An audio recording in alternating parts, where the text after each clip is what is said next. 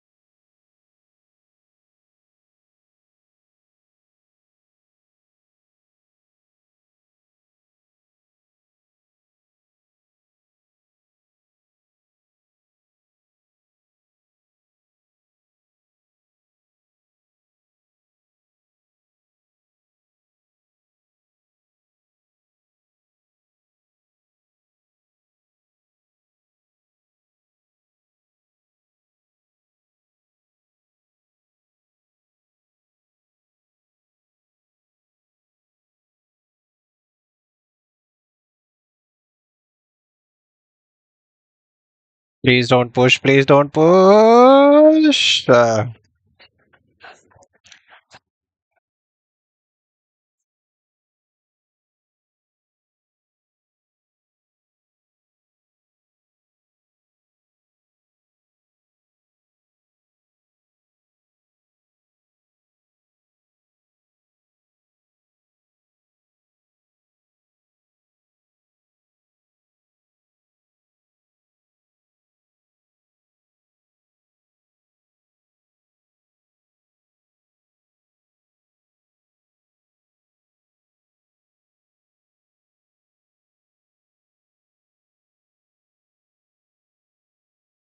save. They'll save.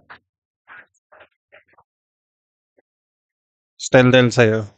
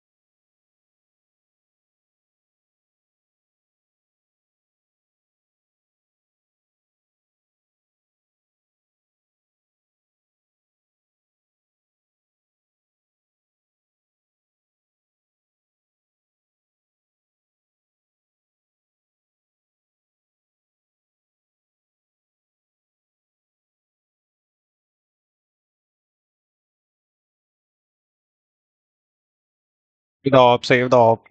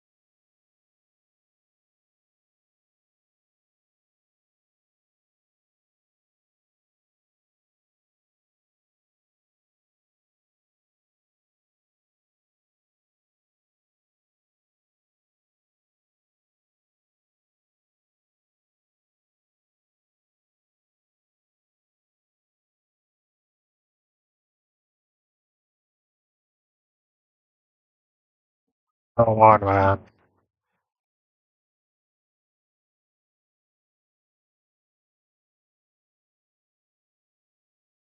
man. Just after saying I am the best.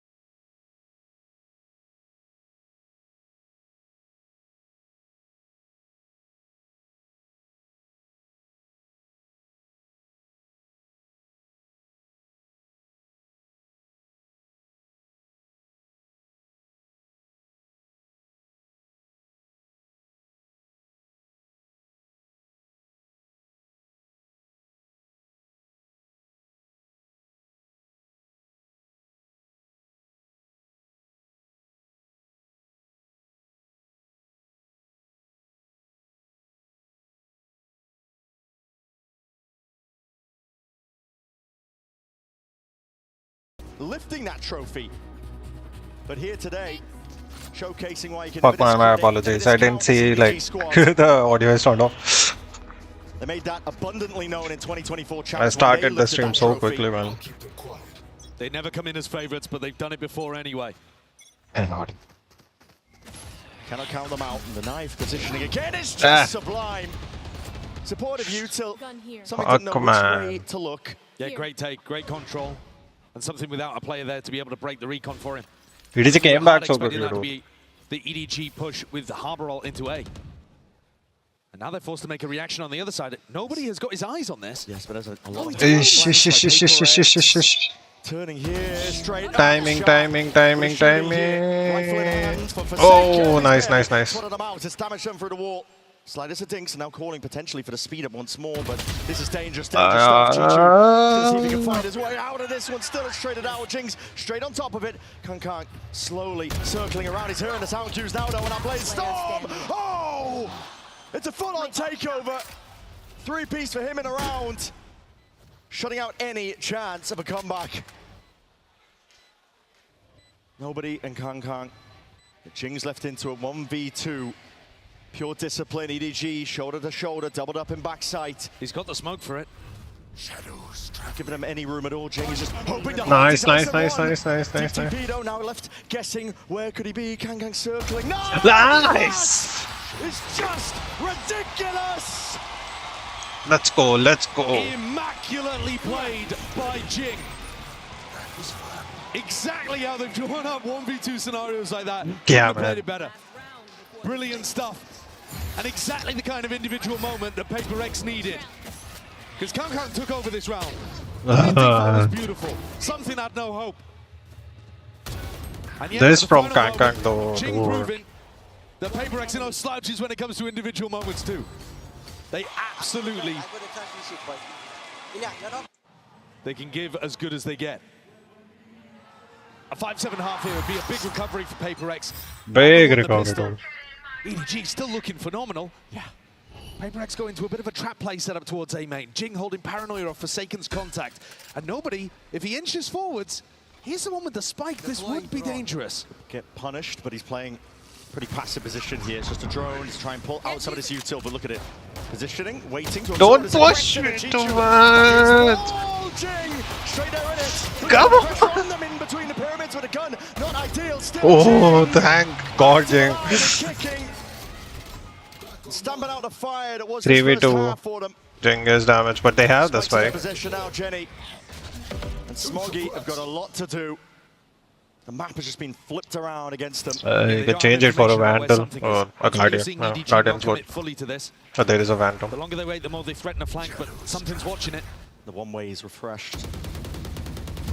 45 seconds left. PRX cannot let this slip away from them. They have a perfect position. They have a flash. For them so far. Flash primed. Jenny's going to be calling for it, waiting for the smoke to dissipate, and here it is. Time is right. Left click on, forwards is the play. Nice. Ace. Oh, shit. The 1v2 for Jenny. Don't lose. Don't lose. Thank God. And a 5-7.5, we said it. Hell of a Thank recovery God. for PRX, considering the way that EDG were looking. I think both teams can be relatively happy with how this half has ended. EDG ran away. Thank God for Jing.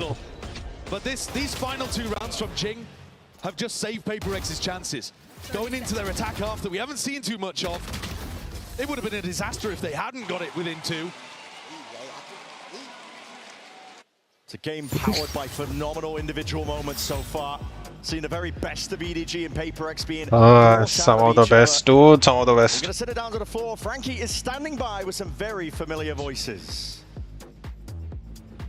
London, please make some noise for my new friends. We have got Naomi Yang, who plays Sage, and we've got the voice of Clove, Isla Campbell. And first of all, what's it like seeing your characters around the venue? It's like their faces are everywhere. Absolutely incredible. Just keep taking pictures of Sage. We keep calling it like Big Sage, Big Clove. Big Clove, Big Clove. There's so many Big Cloves. And also seeing like the cosplayers and the art, like It's so surreal. The best day. You've actually got Clove. Yeah. You've got a Clove keyring. Someone gave you. Yes, someone who is cosplaying as Clove gave me this, and it's one of my most treasured belongings now. I love it. It's my version of a Labubu. Even better, I would say, and even more unique. Now, if you were to be going into game on that stage, which of your voice lines would you like to hear? Stand tall. We are Valorant. We are fighters! I get chills. I know. Okay, Clove. Well, isn't it my arch nemesis, Sage? Oh, just kidding, we're like standard nemesises. And very quickly, before we get back into the game, have you got a message for anyone? Oh, why the chat is so bad, man? Jayo! Mon yourselves! It's been such a pleasure having you Come on, with man. us. Enjoy the games. I know who they're supporting, but I'm not allowed Look to tell lively, you, come on, apparently. look Let's lively. head into the second half. Yeah, no biases apparently, but that's just excellent. And they've got an entertaining game to watch. Yeah. This has been everything you could have wanted for with a clash between PRX and EDG so far. You've had some monstrous individual moments. Both teams looking to take the fight to each other. And even though PRX are the team that picked this map and won the pistol, they're down 5-7 at the half. Look to see if they can secure up another one. Pistol round to even it up, 7-7. PRX, PRX. Nice. Anyhow, there were 3 players. Deep committed position, Chichu. Please clear this, please clear this. Ah, shit. Nice. And now they can go back to the insert of something at double doors. It's fakes on fakes, pressure on pressure, but nobody again. He's inserted himself. Nice, no way. Just decapitates nobody. So only the main man is the issue. And can potentially spot it out towards the back of that site.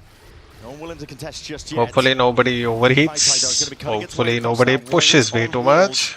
Backside position already taken up. Nice. Let's go, Jeng. Hot Hand Moy striking while the iron is hot. There's no slowing down. He's passed through rounds. Jump spot. Gets the acknowledgement. Knows where Jenny is. The 1v3 for him. Still. Nice. Played it together, played it good. And another pistol round here for PRX. Insane consistency Nice. so far at this event. Before we got into this one, it was sitting at about 70% win rate. Yeah, well, that's only going to be going up, isn't it? That was actually an area that PRX was struggling with in Pacific. Yeah. It was maybe even holding them back from showing their truly dominant potential. 6-7. Let's go. I'm feeling like an EDG fan now. You know, I mean, the booze from the crowd. Says it all, doesn't it? Winning double pistol here, though, might be the thing that PRX need. But they need to do it calmly. Don't overheat. Crucial fights. Nice idea on the pistol round too, that little fake into returning back to A. They've opened up A main again for themselves here by jiggling that door, drawing Smoggy's attention. And EDG have very different ways of approaching their defense depending on their opponent. Either Smoggy's going to be looking to like dry challenge double doors or sometimes hard fighting A main with the flashes. Doubles up. It's a high tie committed very early on here by EDG. Got the weapons for a fight like this one. Fighting close. Don't push way too much. They worked it out. It's strong. Man, I get scared every time PRX pushes. Like they have the site, they have the plan. Strong idea. I mean, I get it, it's entertaining, but It really is in VCT. It raises my heartbeat. Where EDG have been winning their games. There isn't really a team in China that can get past their different looks on the defense side, even though sometimes the analysts, if you talk to people like Mini, he's not too happy with how they play the Harbor. But their flair, the way that they play it on defense, it's been working, and it's been powering them to an enormous amount of wins on this map. If PRX can hit them hard here with a big bonus, that could make all the difference. See, it's a bit of poking and prodding against similar scenes. Jenny, though, is holding his 0 point over towards B here. Any noise, any drone used in this area, and he can knife the wall. He's going to be looking to hold close angle. It's almost a one and done, but you can see it there, Jenny. Hey, Ghost Ziran. How are you? Welcome to the stream. As soon as the utils utilize, going to be completely cancelling out the drone and gets all the info they were looking for. At the same time, though, Chishu did use his snake bite and the orb pop. So now this second wave time for PaperX is not too bad at all. Now they're going to be sending it flying forwards here with a dart, but it's going to be... Need to be careful, need to be careful. Look at Jing. Ooh, nice push, nice push. Oh man, don't. Standing tall up into the corner, time being bought, Kanga's right there, Chichu! Shit. 1v3. He's not willing to give it up for free. Hot shots forward, something still. That's one. 27.5, that's all he's got to work with. He's already on the window. Oh. Rapid on the flank. Anti. Incredible anchoring from Chichu. Think back to when they lifted that Champions Trophy. It's Kankang that won the MVP for his outrageous performance in the finals, but who was there toiling, game in, game out, putting together the best stats prior to that? Chichu. He's a monstrously good player that we've seen turn up to events like this and dominate before. And he's good for it again, in a very difficult spot. I really like the way that PaperX played that. Just again, Chishu's too good. Here the attack side op comes out from something. I think both teams can get big value out of this idea. Of course, Kankang's the one maybe even more known for it. Yeah. EDG. Representative. Main hold with Smoggy's judge. This is the more aggressive setup that you see from them pretty often. Chichu. He's going to be watching this one. Slight angle here, but something where the operator could be. Oh, nice. Just plucks the life out of Chichu. What an outrageously good peek. Crosshair placement. The dip onto the angle. Something has been insanely consistent with his opping. There's only one at B.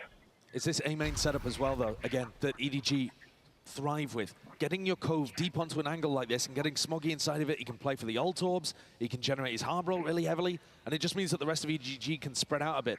I am surprised to still see 3 players on A, though. They've left Jenny on a complete island. Not budging. It's a lot of pressure to put on Jenny. Here's a drone. That's going to fly forwards here. Cancelled out, but I think just barely spotted out. Looks to square up now, sidestepping, and something just watching for those rotates. Jenny forced to retreat back and away, a flash underhand. Nice. Handle well. Protocols 30 seconds left. flowing freely now for PaperX. First round in a while where I think EDG have Well handled. pretty heavily misplayed and misunderstood what PaperX were going for. Another kill from something. Well handled. This attack-sided op has been a marvelous addition to the ideas for PaperX. And the calling's really clean from them too. The way that they're faking this level of A-split pressure, taking the whole of the middle of the map away from EDG.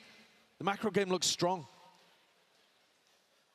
And Smoggy's just left in a very similar position to where he started the rounds.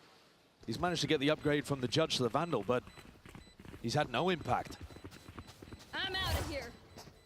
And this slower contacty pace will require an adjustment from EDG. 8-8. Both teams pushing each other to the limit. You're right, it will require these adjustments from EDG. I love that. Pixel angles, yeah, something has been just sublime.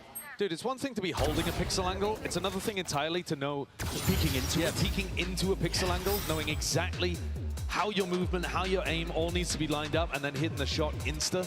It's incredibly good. This is that tack timeout for EDG to address the playstyle that PaperX are throwing at them. They are scrim partners. They've been scrim partners for years and years and years. You heard Jing and Kankang talk about it earlier. They know each other inside and out. We haven't actually seen them play in a match in a long time. Since 2024, and that was before both teams had even lifted a trophy. Yeah, at that time, both teams were fighters. They were the scrappy team that you didn't want to run into, the teams that looked like maybe they had a chance of taking a big upset or maybe even a trophy.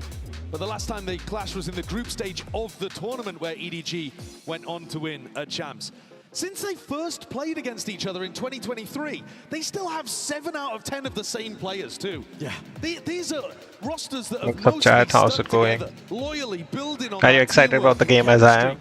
in order to get to where they are. Fuck man, that Sage looks scary. Shows they've got a brotherhood with one another. Through the scrims, through the matches, the historical context, when both of these teams face off against each other. So op and away. And have a look at this. Divide picking up the attack side op. Okay. Implies that they want to keep the op, but they want to run something fast in this round to throw off EDG's tack timeout. Frankly, though, I think EDG will have been taking this round for the next one. look at the buy. Yeah. Bits and pieces, but ensuring that they can keep it They're alive trying for to the clear next mid, but coach they'll down. most probably See a lot push of A. util being used, pure disrespect over towards Only Aiming. Kang is there. They need to clear him. They need to clear him. Monster stuff with this weapon Nice, before, but nice. this time, Took damage, but good, good, good for a second. There's no slowing down. All the way forwards now. Something. Don't push way too much. Don't push. Okay, cool, cool. They're doing good. They're doing good. Nice. And racking them all up and away. Flawless. Confidence is sky high now. Increase from PRX. We'll see if there's a continuation of that. Yeah, it's a nice idea to throw that kind of stuff off. Might have also been one of their pre-prepared setups, just in case they think Smoggy's playing with some Judge or Bucky in A main. You go fast through him immediately, trying to barrel through. But now the attack side up goes back into the hands of something, and maybe the pace Again here, settles a bit Kang more has to an what op. we were seeing. It'll be 16. Kang fun to watch. Something might be squaring up here. The op V Oh, op, bit we were quicker. talking about it. We were teasing it. Would be quick. No, nobody wants to budge. No one wants to make the first move. Hoping that the fight comes to them. That little trademark wiggle. Yeah. It's like reset of the aim, just feeling it out, making a bit of noise now. A lot of respect being given here by Kang, playing on more and more passive angles. Jenny got information that nobody was over towards A main with the 9th. They need to be careful. They need to be Attack here, a careful. lot of util being pulled out of them, but again, this battle up towards double doors. Oh! Oh! But the shot goes wide. He missed. He missed. Dash forwards, And he went back and got the kill. Forsaken, though. Forwards again, overdrive, and he's running a jar, adjacent to all the shots, sidestepping the bullets. One man Oh, it's messy, but good, good. Pulling the players of EDG out like a poultice. Nice on something. Now with a bit of a pause. Get out of my way. Bit of temperament into the round, but this is going to be again. So they do know there are two players at A. Hopefully, they know. Underhanded with a flash. It is that big connection here with these players. Still, the trades might not be intact enough. Forsaken has gone Something down. needs to be careful, Arrow something pointing needs to be out. careful. It'll be taken out. Jenny. Quick little turnaround. Transfer. Smoggy's ready for it. Moving it. Weaving and ducking and brings it into the 1v1. Is at full health? Chichu is at full health. And accountable potentially Devi. Trying to spot him out with a jump spot, seeing if he can scope it out, but it just spotted it. Signs of life. They're seeing each other. G2 healthy as anything here. Walls up. Devi trying to play and insert a bit of the mind games.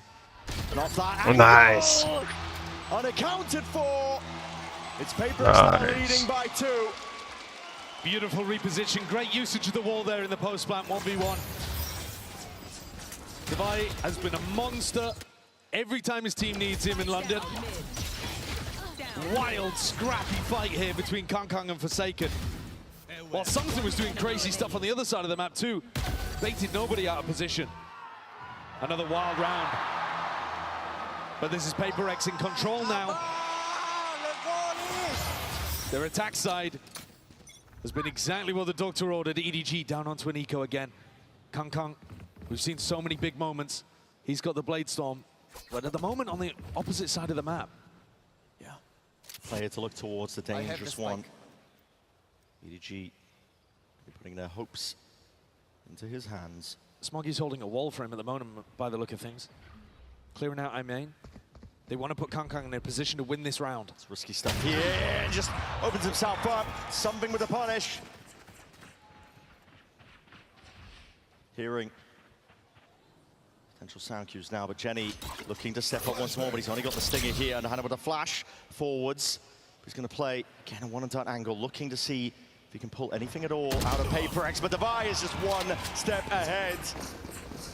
He hasn't been taking over. You see the cerebral level of his play. Great control so far.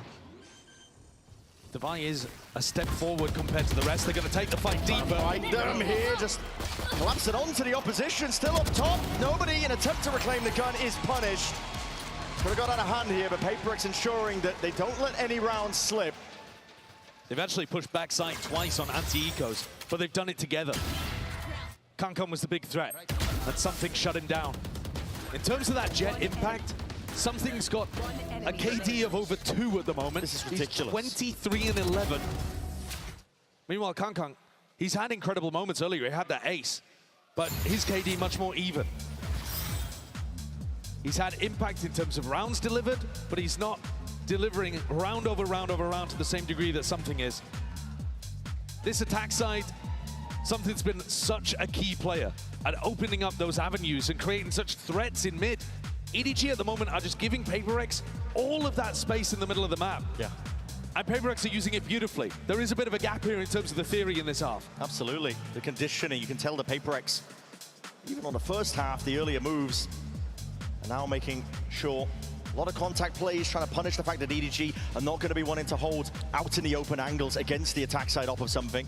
Isn't it crazy that you've got a guy who, at one point, we were all talking about as the best Yoru in the world, if you dial back about a year. And now, since swapping over to the Jet, he's been utterly dominant on this as well. He's so good. His form's ridiculous. One of the biggest reasons that they found that meta style that fits for them was when they gave up with running Something on the Neon and decided to just plug and play him on the Jet. It worked wonders. This is looking to be a little bit faster on the backside of the timeout once more. PaperX clearly looking to see if they can upset some of the preparation. A deep pit. Chichu needs to be defended here because he could get jumped on a moment's notice, and they see it. Paranoia flowing forwards here, running them all the way down. No hard committal though. Snakebite offloaded. Those are very fast ults used. Jenny throwing his 0 point and then ripping the ultimate and forcing out the Snakebite. Recon used as well from Nobody. I think Nobody might even go for a Hunter's Fury though if Chichu is pressured again. This could be a trap for PaperX. Yeah. Stun's going to be ricocheting, drone forwards. Gets a tag onto the play they were looking for. Deep TP Jing, putting the crunch, the pressure, the pinch is on now. And this A-hold is getting dismantled. Cut to shreds. Deep is the backside control, and Nobody's just spotted out signs of it. Surely not. He's managed to grab two. Brought his team a potential lifeline in it, but still a 2v3. Kankang. Limited opportunities with the walls in his face. The attack, what are you up? Slowly moving his way up the jump spot though. Already spawning forward and just misses a second chance of it. That is brave as anything by Divide. Re-swing and a fight forwards. What is that by Smoggy? He's got the ult. Magnetic straight to it, but Something on the lurk once more. And this is that insurance policy. All but guaranteeing it now, but not clearly. Please check it right, please check it right. Smoggy turns it. Comb's active now, but an ult uploaded. Can't do anything. Sticking it fully. Ain't no way. Ain't no way that that's Shit, how EDG pick up that round. He didn't check the corner. Should have been a slam dunk flank around from Something. And he just doesn't look to the right at all. The way that they cleared through this pit was lovely. I think a misplay from EDG not having someone ready to break a drone re-clear. A misplay as well in terms of the timing, but this is everything. That's what it hinges on. Smokey can't believe it. How's this guy teleported next to me? And why is he not looking at me? Why is he part of the retake? Potentially exactly what EDG needed. Still down by 2 rounds, but bit of momentum behind them, still with the weaponry to see if they can punch back. This is a lot of pressure. PaperX making a lot of noise towards us. The knife's going to be committed to that double door, so the drone not cancelled out. Clears the way a lot, but EDG's playing tucked up in terms of the positioning. It comes down to the anchor. Mentally the side, there is one more, please check. Oh, come on, man. Thankfully. What it out from earlier. PaperX just far too good. Come on, man, it's Once 12. you let them through these choke points, they are just running over and dominating the site. He has an off, he'll try to tough. Gonna try his best, I guess. Yeah. Why do they overheat? It seems crazy to say, but he's had a couple of weird moments in the last 2 rounds. 2v3, EDG. Want to play for it. Going hunting. Hoping for the possibility here. It's a lovely movement. Chichu ISO'd it now. It's a 2v2. Reload committed. Left guessing, but time's ticking, and there's still the pit to play around here. PaperX surely with the advantage. EDG have got to get a bit of a move on, but already the decision's made. Spike is ticking far too rapidly, and just with that, I mean, a fadeaway shot. Kankang not even able to keep that operator into the next. It's up to 12 for PaperX. Chichu's not even going to be able to recover it. That's a massive weapon to lose late on. I think one of EDG's big problems is they're not fighting PaperX as they get into the sites. They're holding passive positions and hoping that somehow they'll be able to anchor back A when they're being split from both sides. You can't do it against them. No, it's bad. It's bad theory. And it's also, nobody's been sat on this Hunter's Fury for the last at least 3 rounds. Yeah. Probably longer if I was paying more attention. But he's got to find an opportunity to use that and hit PaperX as they're getting in. One more round though, the impetus here for Breeze. Potentially about to be reached. PaperX. Second half onwards, they've been one step ahead when it comes to the theory and the game plans. Really justifying the map pick. Yeah. Cautious though, it's the way it's going to be played. Here. No reason to throw it all away. You've seen the jump spots. Chichu's looking for the information. Hold on here. And this one's Kang striking. The daggers at the back to multiple players. Now finally this all offloaded. Hunter's Fury. That is excellency from the managed to land the shot. Dash back deep to disengage. Kang though is going to be stepping up to square up. Potential with the refight now. These players that random spam. Something is damaged. Bullets to the dome. Something barely alive. Limping away from the backside of this one. Side control forwards. There is a judge. There is a judge. Solving the issues, cleaning them all up. But Invi, no slouch. You can't count this team out. Something 10 HP. He's got to find a way forwards into the smoke. Invi plays. Step into the side. Got killed with a classic, man. Come on. And EDG not done yet. They've still got a fight in them. 2 more opportunities for PaperX to close out. But that was EDG with slightly lighter weaponry. And it's a more of an aggressive look in mid. I think this is so critical for EDG, is that they do feel confident to go for those explorations towards elbow or a re-clear in an area. Because it's going to give them better info for this kind of stuff, where they can flood into the site that PaperX are actually hitting. Kang's probably going to be the most important player for that, but I think Jenny as well can be calling some of this stuff proactively with his initiator util.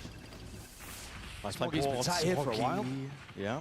He was here in the previous round with the judge, and he hears them all leaving. Yeah, this is the kind of timing where you've got to make a risk. You've got to walk forward. He's taking it. Right timing to be taken here.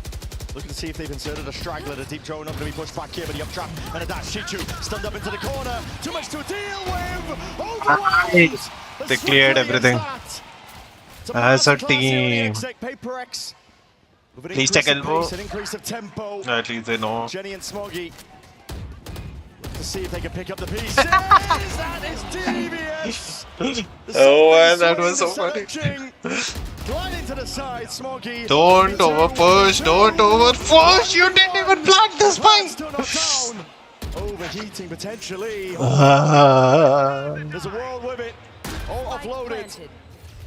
Push forward, Jing looks to disconnect. Nice timing. Past, there's no blind. But would he count on him coming from Could the be lane? everything. The prior damage done. It's all in Smoggy's hands. Would he count? Down to the 1v1, but just 3 parts remaining. You have to be sharp. He'd have to be on point. They've all missed the timing. And he might need a bit of luck on his side. He has the cove. That's the cove. Dead sit. And now He'll stick. Jing has to reveal his positioning now. He's sticking. He's sticking it. Smoggy! It's just insanity! Shit, man. These rounds that EDG are putting on the board, Time you out. should never witness Time this out. kind of stuff. Even with pressure like this. A 5v2, something and Jing Just one round away from an forward in the overtime. end, and Smoggy's won a 1v3. Please don't throw away this map. The Please Harbour don't. staying alive towards the end, but if it was a one-off, Why did they overheat? They had the advantage. They could have planted. They could have waited. EDG just will not stay down now. They look to see if they can take it to OT, but it's again at rapid pace. Jenny is instantly able to trade, cuts it up.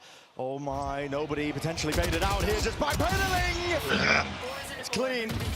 Put together in the end. Chichu now inserts himself and announces himself to the site with a snake bite. That deep TP potentially there. Jing repositioning with the rest of his team, calling for a bit of a temperament in the round, but he missed the timing. Chichu, not clear, not clear. He's still watched yet. Look at this. It's magnetic. Chichu. Damage. It's overtime. They threw the map, man. Come on. And a dream here, but It was so easy, man. They threw the map. how is this game going to overtime? Come on, man. Utterly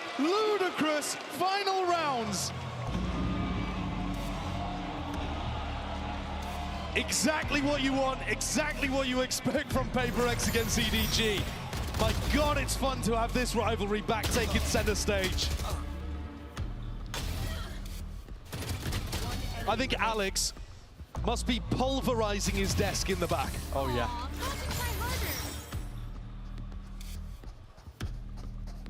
Absolutely phenomenal individual moments. Come on, I get the point of like EDG is a good team, Differential between these two teams. but still they had so many opportunities to win. EDG are hanging on. Like, why do they overheat? Why do they throw? Why do they get super excited, man?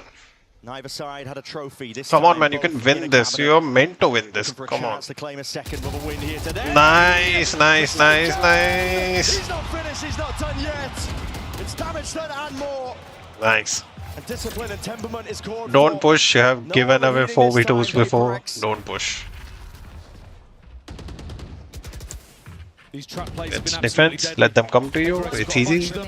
Nice. Nice. Good clearing. perfect. Couldn't ask for a better opening to OT. Got to be a little bit of an anxiety over there when you know that you're the team that's been playing better, especially in that second half. And you've somehow gone to overtime. EDG will need a big answer. I mean, Chichu's been a beast anchoring towards B. I'd be looking to run A splits or something. I mean, PaperX have just had so much more success on the A side of the map. Just need to get through attack. It's easy. It's doable. PaperX are trying to You know how to do it. stamp out and stop this one in its tracks. Get a map lead as they head towards potentially the next one here. Smoggy there, Jenny! The fuck? What a time to come alive! He's been the glue player the entire time. I can't even hit that. Fuck, man. If they lose this map, I'm telling you. Delivers EDG a flawless round to go once more. Love the decision to step into this one. I was saying earlier, they need to box PaperX in. You have to fight them at double doors, at A main. You can't be anchoring in passive positions. Beautiful adjustment. Really nice stuff from a player that's normally more supportive. We go again. 13-13. The tension already sky high, and we're just at the beginning of this series here. Delayed as the knife, gets the tag now, but the fight forwards is still called for. PaperX surely forced to respect this, and they do themselves out, but They've it's a slow got this. squeeze attempted by EDG. You know this. They need to be careful of mid doors. They need to be careful. Him to activate. Drone declared away. PaperX looking for information, but up towards the side. This is where it's being played now. And PaperX, they are trying to defend this one. Right cuts them out. A fight Trade. Still doable. Lights up modal players. EDG corralled now, collected onto the side. Alright. Get this plan Massive down. damage. Oh, Massive snake bite. damage. It's precarious as anything. No shock to follow up. Envy and something are committing to the flank. Jenny holds it back. It's a big wraparound. Please win this fight. Please win this fight. Please win this fight. No. No. It's all done. It's all put into his hands. And a 1v2 now handed to Divide. He would know that one of them is damaged. Jenny and nobody though. Nobody with a Nah, fuck, timing. man. Slight adjustment. And a slight swing They through threw wall. away the map, man. Unanticipated. EDG this time with the lead. EDG get up to map point on their opponent's pick when they have 20 fewer kills than PaperX. Absolutely insane. And Jenny has been a monster. PaperX are taking a tactical timeout here. I feel like I should get insured against PaperX when the way they play. They are the favorites. It's their map pick. They were the team with multiple opportunities, 3 of them to close this out in regulation. And it's not anger coming out from Alex, but he's very focused. Locked in. Looking for ideas. PaperX, they were favored on their attack side of this map so far. This OT has been anything but expected. EDG, the first ones to break past it. And the more time that it takes PaperX to close out on their attack, the more time it's giving EDG to adapt to what they're doing. Yeah. Early on in the half, I don't think EDG had very many good answers, but here in OT, starting to see them really figure out what they need to do. That's a concerning sign. Maybe something should be picking up an attack op again. I mean, that was something that was working well. The slow play through mid was working quite nicely. Can Alex find an answer? They're going to need it. They want a chance to pull this one to another round of OT, to not give up their own map pick to EDG. You're starting to see the players really coming alive. Jenny in particular. Got to sing his praises. Standing ahead. A lot is asked of him. He's been delivering now. Smoggy. Deep darts played for. She's just going to be here in this one with the throw, and it's going to be the knife for the snake bite. Already pulls out with a deep dash. Already cutting this one up. Something. Not checking onto the corner. There's chances here, but Chichu again, he's a menace. The anchoring position. Finding it so damn difficult to remove him. Something way out to the open. They're losing their head. Losing their minds. They try and play this one to the bitter end, but it's all EDG. Two-player advantage. Jing looking to see if he can seal anything up. Making it a little bit more even, but he's hunting for these kills. He's just not finding them. Hold on. Snap to the side. Davai also online to that 2v2, but Chichu, do they know about his position?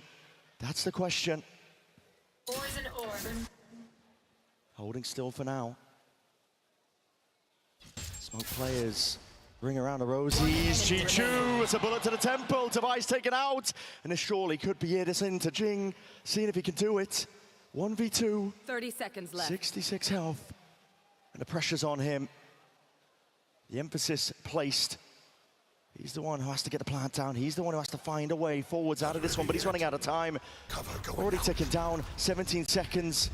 TP forwards, a bit of spam forwards, and he knows he has to play for this one for the committal. It's spam though. This dangerous tidings all the way. Watchful by Gang, sidestep. Jing, no way! He all pulled out and just loses his nerve. But it delivers the map win nevertheless to EDG to open. It's 30 kills for Jing, but it wasn't enough for PRX. How did EDG win that one?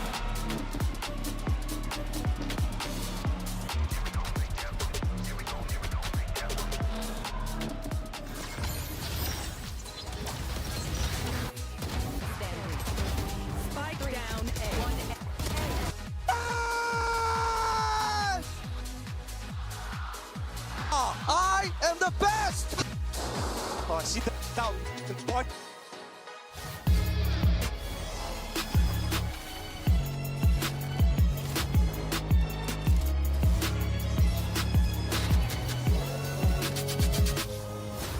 Tired of off-season blues once Champs is over? Fear not, because Valorant is coming to the Esports Nations Cup, where players split from their clubs and compete for national pride. Will EMEA turn every round into a chess match? Is Brazil about to turn every map into ranked? Will Team USA ego peak every single angle? The final event of the year is not to be missed. Esports Nations Cup 2026. See you in November.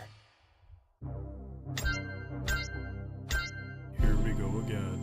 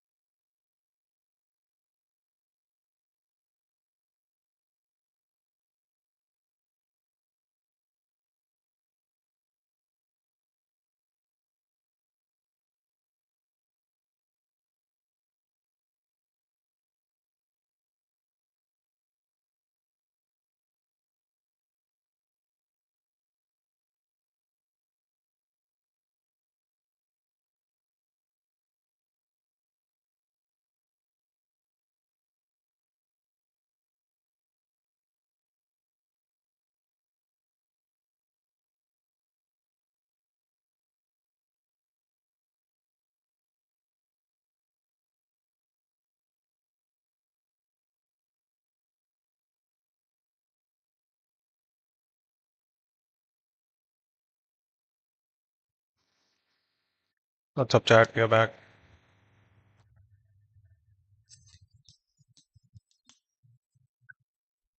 Cheers to PRX. Hopefully they win.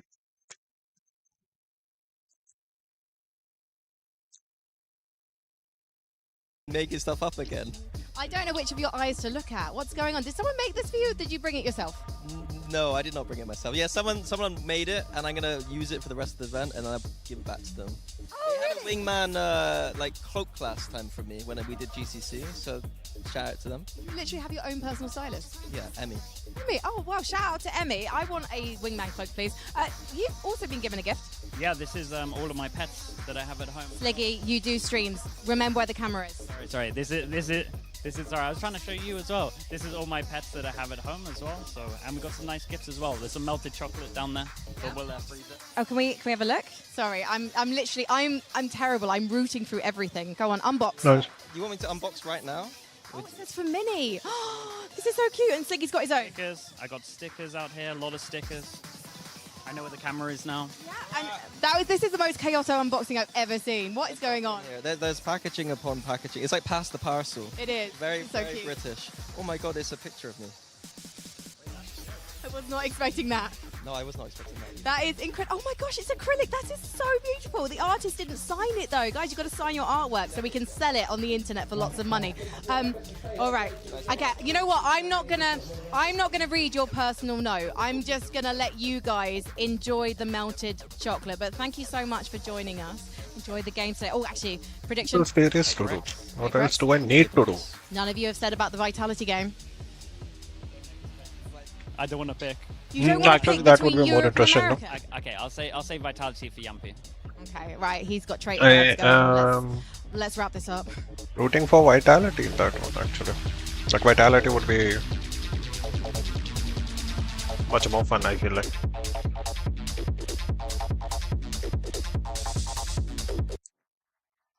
I don't want to get copyright strikes, man.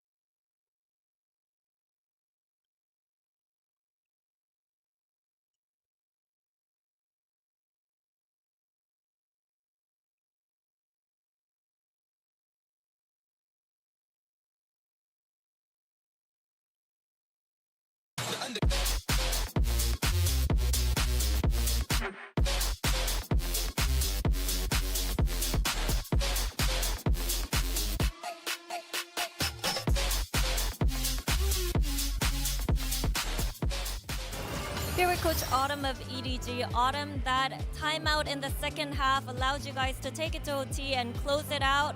What were you able to address? 미드 쪽 주도권을 저희가 좀 가져가야 된다 생각을 해서 좀 그거를 위한 작전들을 많이 사용하라 했습니다. I put a lot of emphasis on mid control and how we should play around mid control. So I told them and I reminded them about what kind of strats we had and told them to utilize those mid control strats a lot more. Thank you, Autumn, and good luck on the next map. Welcome back, everyone, as EDG manages to pull it from the brink, and they get themselves map 1, and that was a grueling matchup, but what a game as everyone's rolling in here at the Copper Box Arena. Let's go ahead and take a look, though, because you have your HyperX Reflex moment of the match, and got to give some flowers to Kong Kong as well as Chichu, Mimi. These guys were on fire this game. It is utterly ridiculous that EDG have won this game. And the reason is clutches. This is how it started in the first half. This ridiculous ace out of Kong Kong in what was a 2-on-5 round. And you follow that up just a few later with another clutch out of Chichu. In total, there was 4 true clutches in this game. There were numerous 5v4s won. This was the most disadvantaged I think I've ever seen a team be to come out and win a game. They were -19 on kills, -6 on first kills. How the hell did they win this map? Yeah, Jing ended up having like 30 kills towards the end. That Like, you look at it and you think, how on earth have they been able to do it? It is the individuals. It is your Kangkang. It is your Chichu. Obviously, being able to send them to overtime as well, considering the lead that Paper X had. You saw the 1v2 that nobody had in main as well.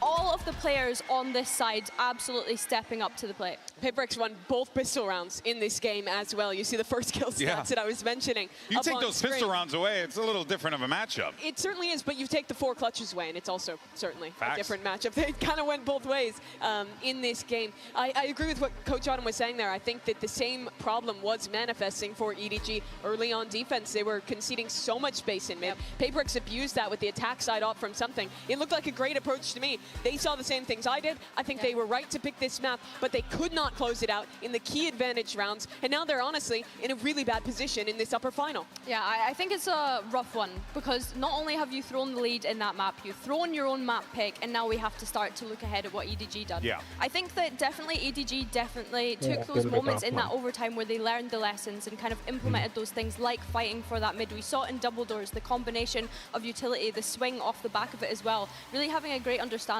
of how to be able to close out Breeze. Yeah, and listen, we talk oftentimes about the individuals on Paper X and how good they are, but you got to give flowers to the individuals on EDG too. They're all so good, right? I mean, we barely even talked about Chichu, and that guy is like an unbelievable player. It's actually criminal that we didn't talk about him as much as he deserves to be spoken about. But let's actually see what's going on over on the Paper X side of things. We have Coach Alex standing by with Jen. I'm sure he's happy. Here with Coach Alex of Paper X. Alex, what was your initial plan picking Breeze, and where did EDG disrupt it? Yeah, we just felt it was a good map for us, and that we have enough time to prep for them. I thought they won an incredible amount of rounds that were like in our favor, so I think they just shooting better today right now. Okay, so clean things up a bit for Fracture? Definitely. Okay, we'll see how that plays out. Back to action. And look, when you want to assess the situation, there's really not much else you can say. The clutch plays from EDG did play a factor. That is something that if you are Paper X and you're a Paper X fan, you need to be aware of this, Billy, on Fracture. You can't let EDG run away with these rounds, especially when you have man advantage or you just have the advantage altogether. 100%. But I think a good thing for Paper X going into this one was, yeah, maybe the game against Vitality on Breeze last time around was a bit of false confidence. But I think coming into Fracture, they were able to close out that series on this map. And I think that there was a lot of punching in the face going on. And Paper X are a team that maybe they weren't getting away with that overextension that we saw in Breeze, but on Fracture, they were definitely getting away with it the other day. Yeah, I think this was a pretty solid map for Paper X in that last showing. They absolutely rolled Vitality, like you bring up. But I like the composition that EDG played better on this map. I think the Neon Phoenix works really well towards their style. I think this is one of those maps where it highlights how good EDG's team fighting can be. Paper X on defense, they're very reliant on early aggressive plays. That's what Vitality wasn't ready for. This team is going to be in your spawn, on north side, running you down pretty much everywhere. So EDG have to be ready for that pace, but they matched it. They already won the chaotic rounds in map 1, which gives me a fair amount of faith for them going into this second. All right, folks.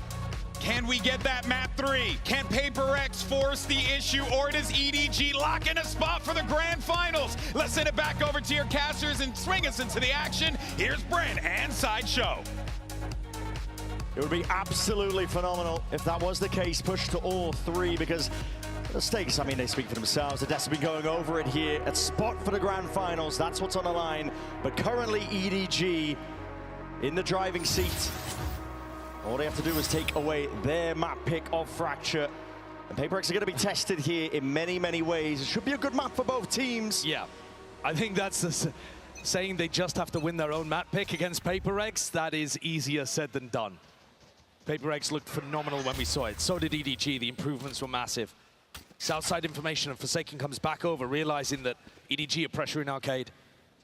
Yeah, sees the Prowler, not much behind it, but he might be waiting for his time to Majority strike. of them are trying to push Arcade. If he shoots, EDG, a bit of pot shots, a bit of random spam, hunting, fishing. should get damage, nice. HP, but now explosive play, EDG, all the way forwards. Smokes were primed. They're taking control over towards Canteen. Kangkang's looking to hold on the positioning and potentially take it a bit more further, deeper in.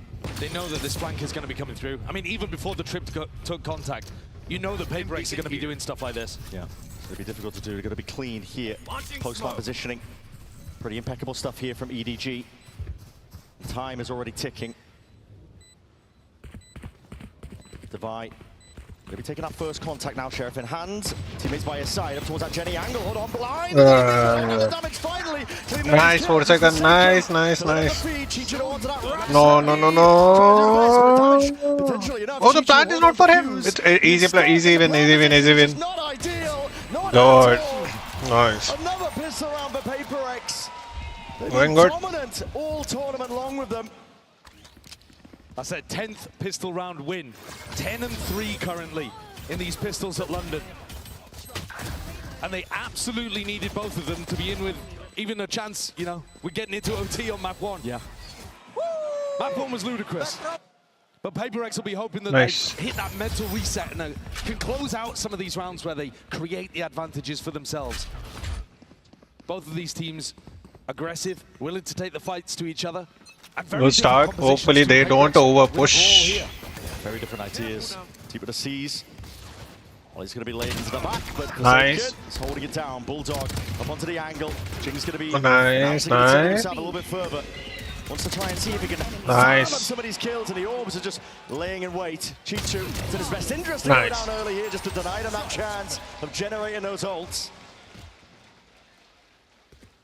Smoggy's halfway to being able to get his Phoenix ult online. Paper X starting to tick up as well. But that's the advantage of running the Phoenix, I think. Is that in theory you should be able to generate these ults pretty quickly. Even without winning the pistol, EDG will be looking to get it up for at least the next round. And Paper X look like they want to be going aggressive again. This is set up for a north side crunch, except that Jing isn't at the moment with the team. There. Maybe some level of a fake. Yep. Could be. Slow going though.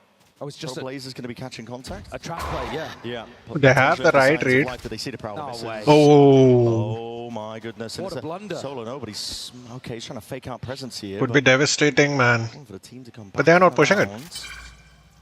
Cleared a lot of that space. There is no swing out. Something. Only the orb for Phoenix. The weapon at hand. Here, but Don't over push. Footsteps, Chicho almost ready. Call for the draw though. Line in the sand going to be drawn. Something's going for a peek out here as well. Towards that north side. Nice, Or at least something getting on nice. a slightly deeper angle. Paper X starting to drift over to B, which is where the hit's coming. Yeah, Smoggy.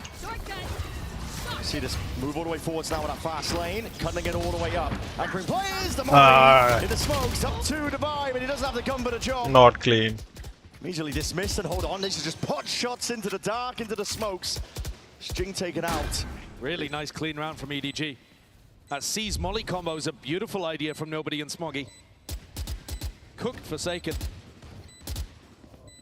Maybe they'll just go for This was a weaker exits. buy from Paper X, but they were never in this round. Never had a real chance, to be honest. Bonus ideas on Paper X just being sidestepped. Danger in it being diffused. And Yeah, the Smoggy, Phoenix ult. that's an all turned up for the next. Outpacing everybody on Paper X. If Jing had been able to get into the round, maybe you would see it with a showstopper on the other side of things, but not to be the case. Look at this. Brought down to one, immediately executed. And Device trying to hold on to tower control with those nanoswarms that pop around head height, but gets overwhelmed as well. Nice! Let's go, boys! I like the way that Nobody calls on this map. You know, they're going to take a bit of space, they're going to pump the brakes, they're going to try to bait these pushes out of Paper X. This round, though, you can be a bit more straight up. You have that Phoenix ult. Bring them down. He's on here. Crowd's going to be broken. He's moving forward just off that fault line, but it's danger. Good protocols from EDG. They had players that were able to sidestep all of that util. They would have put the punish on Chichu of all this sound, all this noise being made. Jing! It's immediately sealing up the gap. Nice. All the way to sight, you're going to see EDG look to take That's this an one advantage. back. Smoggy cleaves and clears a bit of a path forwards. Hold on, that's Jenny going down with a spike. Nice, Envy. Tight now. EDG is going to try and find a way. Oh. Batter their way out of this one. Nobody just squaring up. Taking the fights, all the confidence in the world. Really good But they're aiming really good today, man. Nice! And now just Nobody backs against the wall. Please don't give him 1v1s. Come on. My goodness. It's another round where Paper X had a big advantage. You could not let Nobody back into that Oh, round. come on, man. Don't throw this, man. The pathing's really beautiful for them on the retake. Instead of just going straight into sight, they make sure to take away A main and Halls first. They know that with Chishu down, and with the rest of the team popping from Dish, Halls should be weak. And that puts these post-round players in a much more difficult position. Nice. I think they played the positional game on the retake better on Breeze as well. Fundamental macro game stuff is still being executed here at a high level for PaperX. But the devil was in the detail of the clutches previously. Yeah. Now though, they're starting to get ults back online too. So this is an incredibly important round for EDG to convert, and an uphill battle at that. And when Jing's going to be lying in wait with that showstopper, I'm going to be committing it. He's got straight down. It's lovely movement. Straight in through tunnel. So going to potentially punish anybody at tree. They have run this round before, and Chishu's heard it though. So if they've watched the VODs, they should have an idea of what PaperX's setup looks like. Trailblazer's broken. You don't need to push, you don't need to throw. They are confused, they're gonna make mistakes. But they have the wrong read. PaperX don't tend to hold that arcade smoke. They have the wrong read. Big group up now, and Devi's going to be caught out there by the Prowler. We'll have to disengage out. But if they play the side, the ult is wasted. Nice, Devi, nice! Nice! There's no way he's going for the repeat. 2. What a play! 2 players. Brought down, sent straight to the spectator seat. EDG gonna find a way forwards now. Seeker's finally dissipating, but that horse control again. Nice. Standing fundamentally is too damn good for PaperX. Back on control, it's individuality. Back on control. Last map for EDG. Not present in that round. The pathing is just beautiful, isn't it? They completely Playing as a squeeze team. all of the best spots on the map away from EDG. But Devi here works magic around that smoke. I can't believe he repeats it. I know. Going for the second there. Arguably a little greedy, but I mean, it just works to perfection. It also stalls out the rest of EDG as they're trying to get into the site and creates extra timing advantages for the flank retake. Jenny couldn't even get the spike in the ground. And EDG are going to take an early tack timeout here. I think the best case scenario for them as an adjustment is to do a bit more pump faking. Pump fake an area, force out the push on the other side of the map, and be ready to catch it.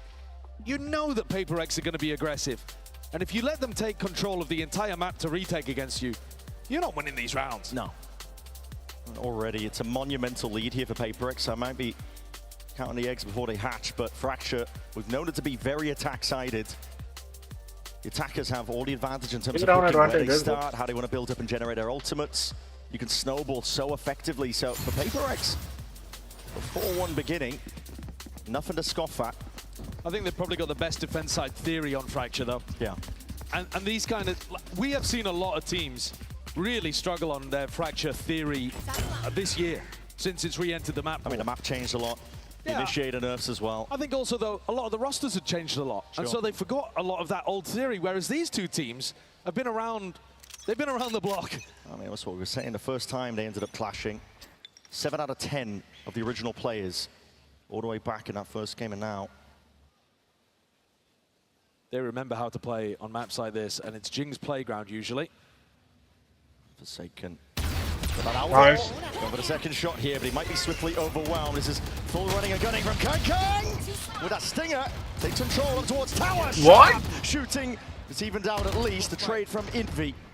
Pot shots in place down towards that Kang This shouldn't be position, 3v3, but man. EDG at least with a plan down with a chance.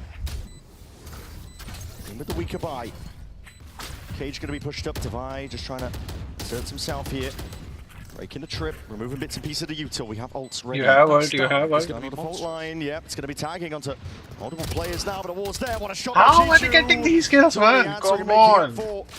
Absolutely everything here. Invi. Nice, nice. He's on the side. Steps Nice. Kang. It's not long for the wall, though. The damage was done prior. Invi now with a defuse. A flash from Smoggy. He's pulled him Play off. for pushed him time. back, but he's only got the Bulldog. What can he do in a spot like this? Defend it to Devi. Nice, nice. Well played, well played.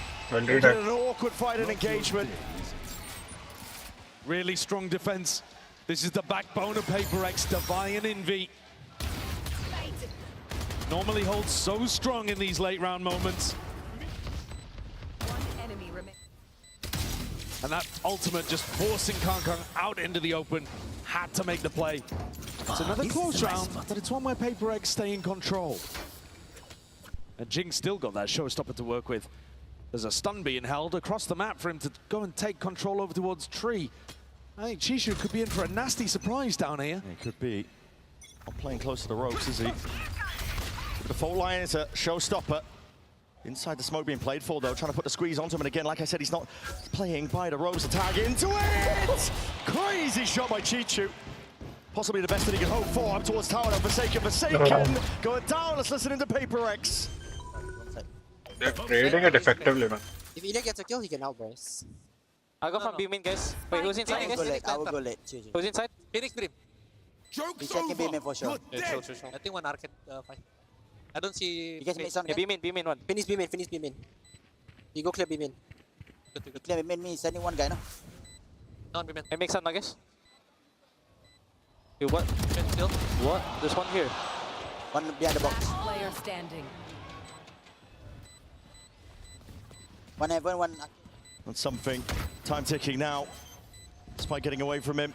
No real chance at all. Smoggy takes that peek in the head, clean off. EDG around it. They desperately needed to get on the board.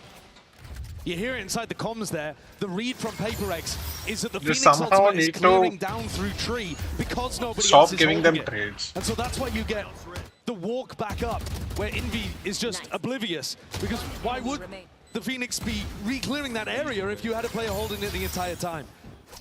It's a reasonable deduction, but it does mean that that entire retake falls to pieces. One of the few rounds where EDG find themselves in a decent position, able to convert. Otherwise, it's been PaperX in control. That was a big one as well, with PaperX utilizing ults. The ult economy going to be flipping on its head now. EDG finally with a chance to see if they can put together a bit more than just the one round, one or two. PaperX have mostly been leaving Arcade undefended. Now they pick it back up on a timing. Contacting back Again, on they're both sides of the map. Here, it's a wide-faced divide. Beautiful. Just instinctual based off the timing here, but now that flash. It's a great connection behind the boxes. Players are ground! And now crunched and burned to cinders. Jenny punished them, made them hurt as a result of it now, but it's still that 3v3. Random pot shots here. These players just trying to sidestep most of the util going away. Chichu out to the open. Smoggy blind firing. Oh, what a strike even being offloaded. And Every Chichu time finally getting taken out traded towards again and main. again and again and All eyes again and towards the again and site. again and again. Divide, potential for a timing if he wants to push past this. The plant going down, looking for it. All the way now. Tower accounted for. They know what his players are, but he's trying to swiftly maneuver. And each individual 1v1 just goes the way of EDG. Jenny managed to get the plant down in the midst of all of that, despite something having a molly lineup for it. It must have missed, because Jenny was not forced out of position really at all. What a play towards the beginning. The Brimstones matter so much in this round. Both of them having their ult. It's one of the best ults you could possibly get on Fracture. Here, something decides to use it to get the guaranteed kill on Chichu. But it's this little counterplay towards the end. Look at the molly. You just saw it in the replay. Completely missed from something. That could have been all the difference there. And it's not PaperX's economy down onto its knees.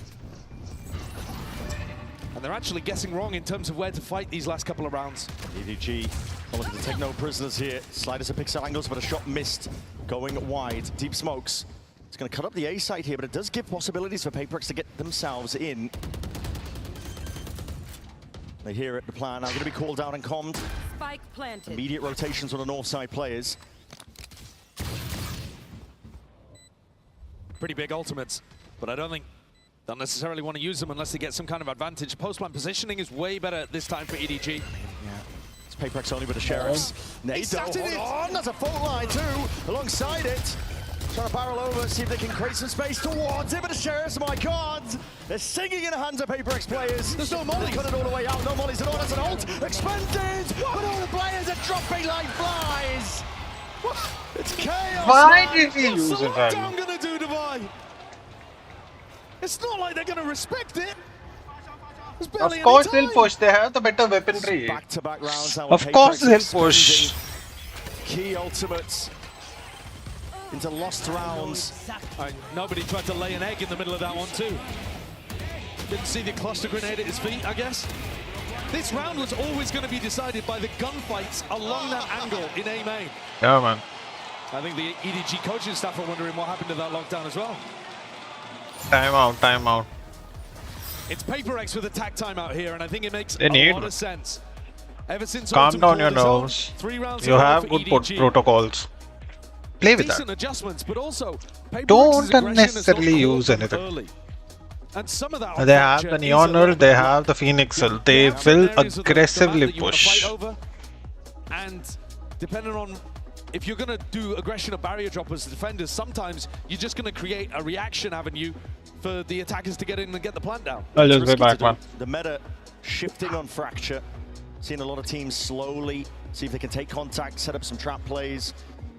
Not a lot of all-inning, but for PaperX, they've lost multiple opportunities now. Ult's being tossed away into these rounds.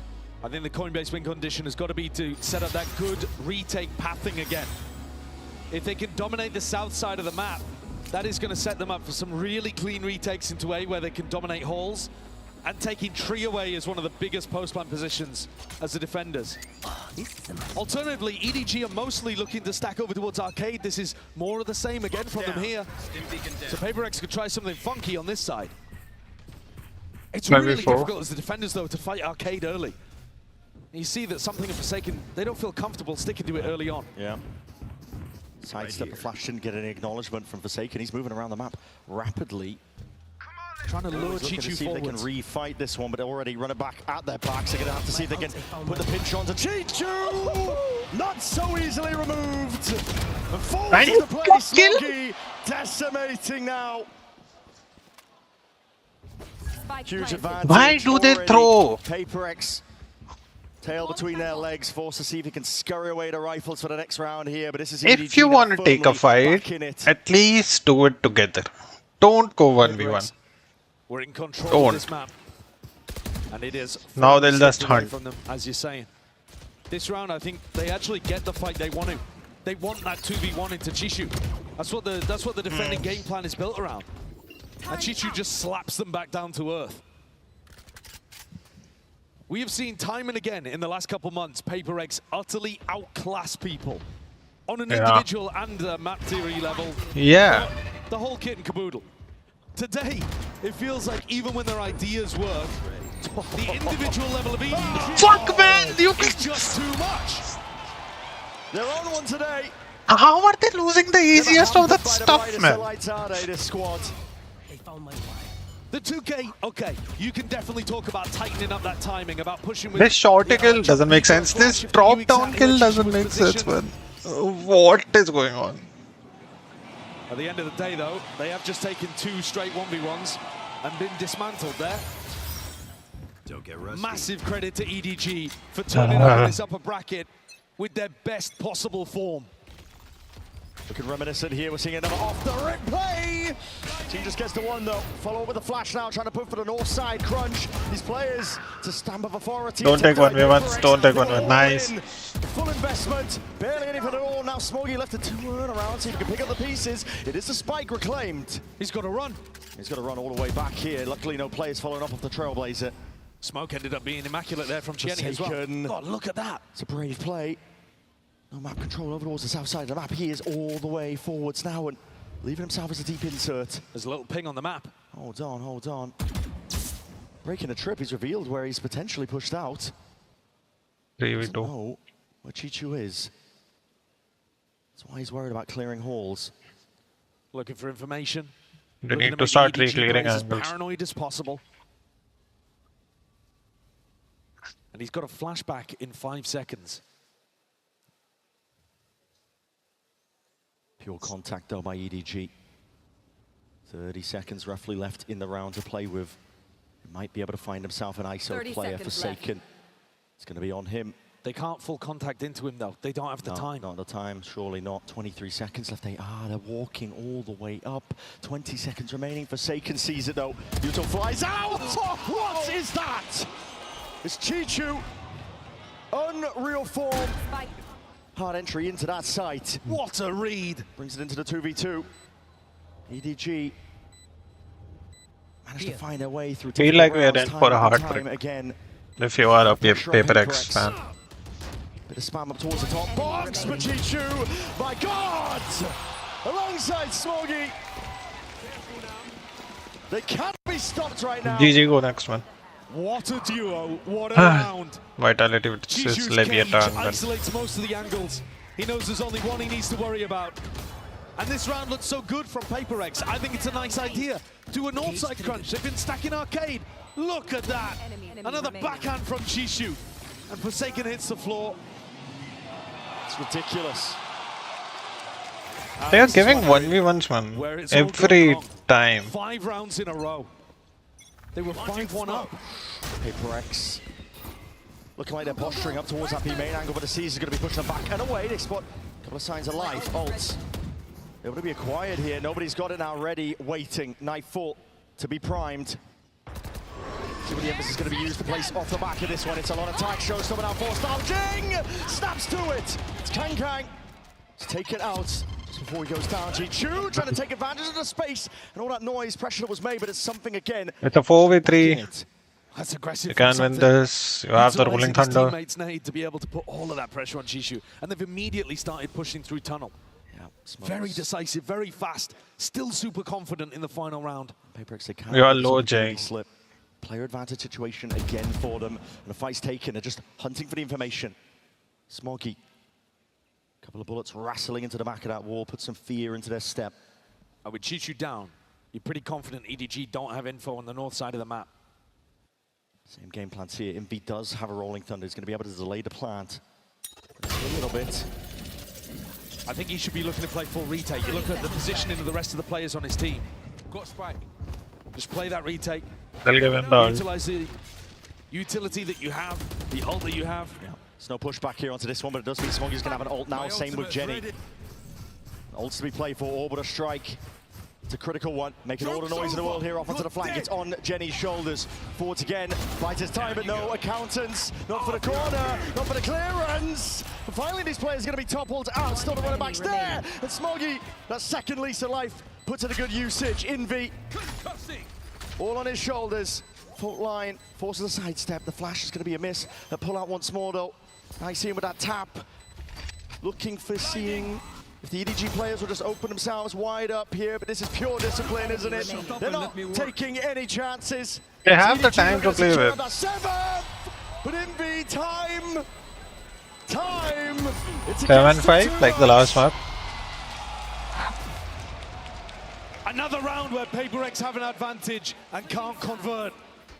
No jiggle peek, no clearance. A-holes play of beasts. EDG are winning so many of these spots, capitalizing on being in these unexpected angles. The fight even comes through before the breach ult.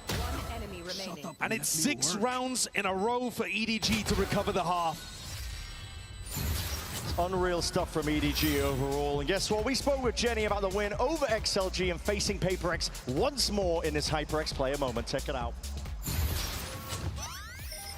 Hello， 大家好，我是 EDG 的杰尼奇。其实我们赛前就是也知道大概会选哪张图，然后我们也知道对面会打什么。但是今天我们能赢，是因为大家的沟通啊状态比昨天前天更好。但是现在我们离胜决只有1步之遥。我觉得首先是开心吧，但是我现在也挺平静的。我觉得我们还没有做到。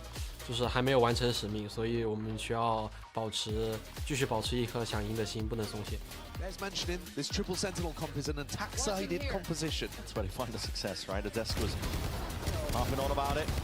There it is, target rich Jenny. Crazy with it. That is just flexing at this point. 首先 PaperX 是在国内就是我们经常会打训练赛的对手吧。我觉得大家都互相很了解对方。我觉得 PaperX 的5名队员都比较有侵略性吧，这一点我们需要小心。我觉得这肯定是会是一场很好看的比赛。我觉得就是很开心看到大家在这么远的地方也在支持着我们，然后也看到很多中国人在场下给我们加油，我们也能感受到这份热情，对于我们的帮助肯定是毋庸置疑的。谢谢大家。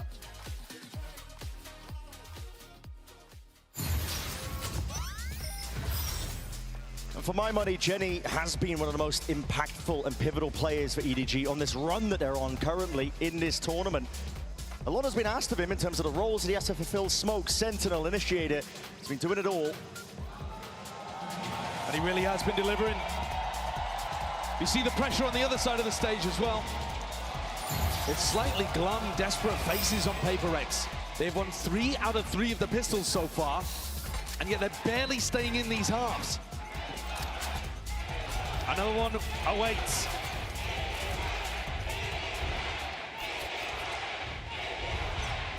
The battle between the crowd's favourites here. Hard to tell I'm out of here. which one's really favoured in that regard here. Kang looking. Slight jump spot. Spots a turret position here. Sometimes that's going to mean Devi is alone, but not this time. Reload going to be heard on top of it. Forsaken doing a big fake out here with all of his Sky Util. Baits out the push from Kang. That's a tough one here. Kang going to be removed almost immediately. Now we can see that fault line. Nobody really put into a pen, and it's going to be difficult to fight your way past this one here. Rapid approach. Nice. Stimmied up. Full speed ahead. That's a call by Paper X, and the Molly's going to be sailing up overhead, but a little bit too late. Last sheer, looking for the last player here to just root out Jenny. Chichu and Smoggy. Working with barely anything at all here. Heads are rolling. Last map also. Inclination as to where Smoggy was. They saw his Molly earlier. Nice. They sniff him out here for Nice. another Hopefully they pistol round win. defend this one. It's outrageous. 82% of their pistols here in London. They're 14 and 3. And they've needed them. In this match, at least. They were wiping out their opposition in previous games. When they went to that top 4 in Pacific at Ho Chi Minh and here at London, but they've met their first opponent to give them a proper opposition.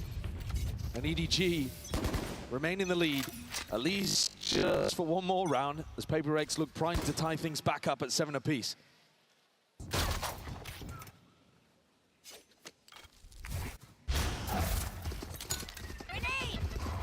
See the Snade clearing out any potential problem positions.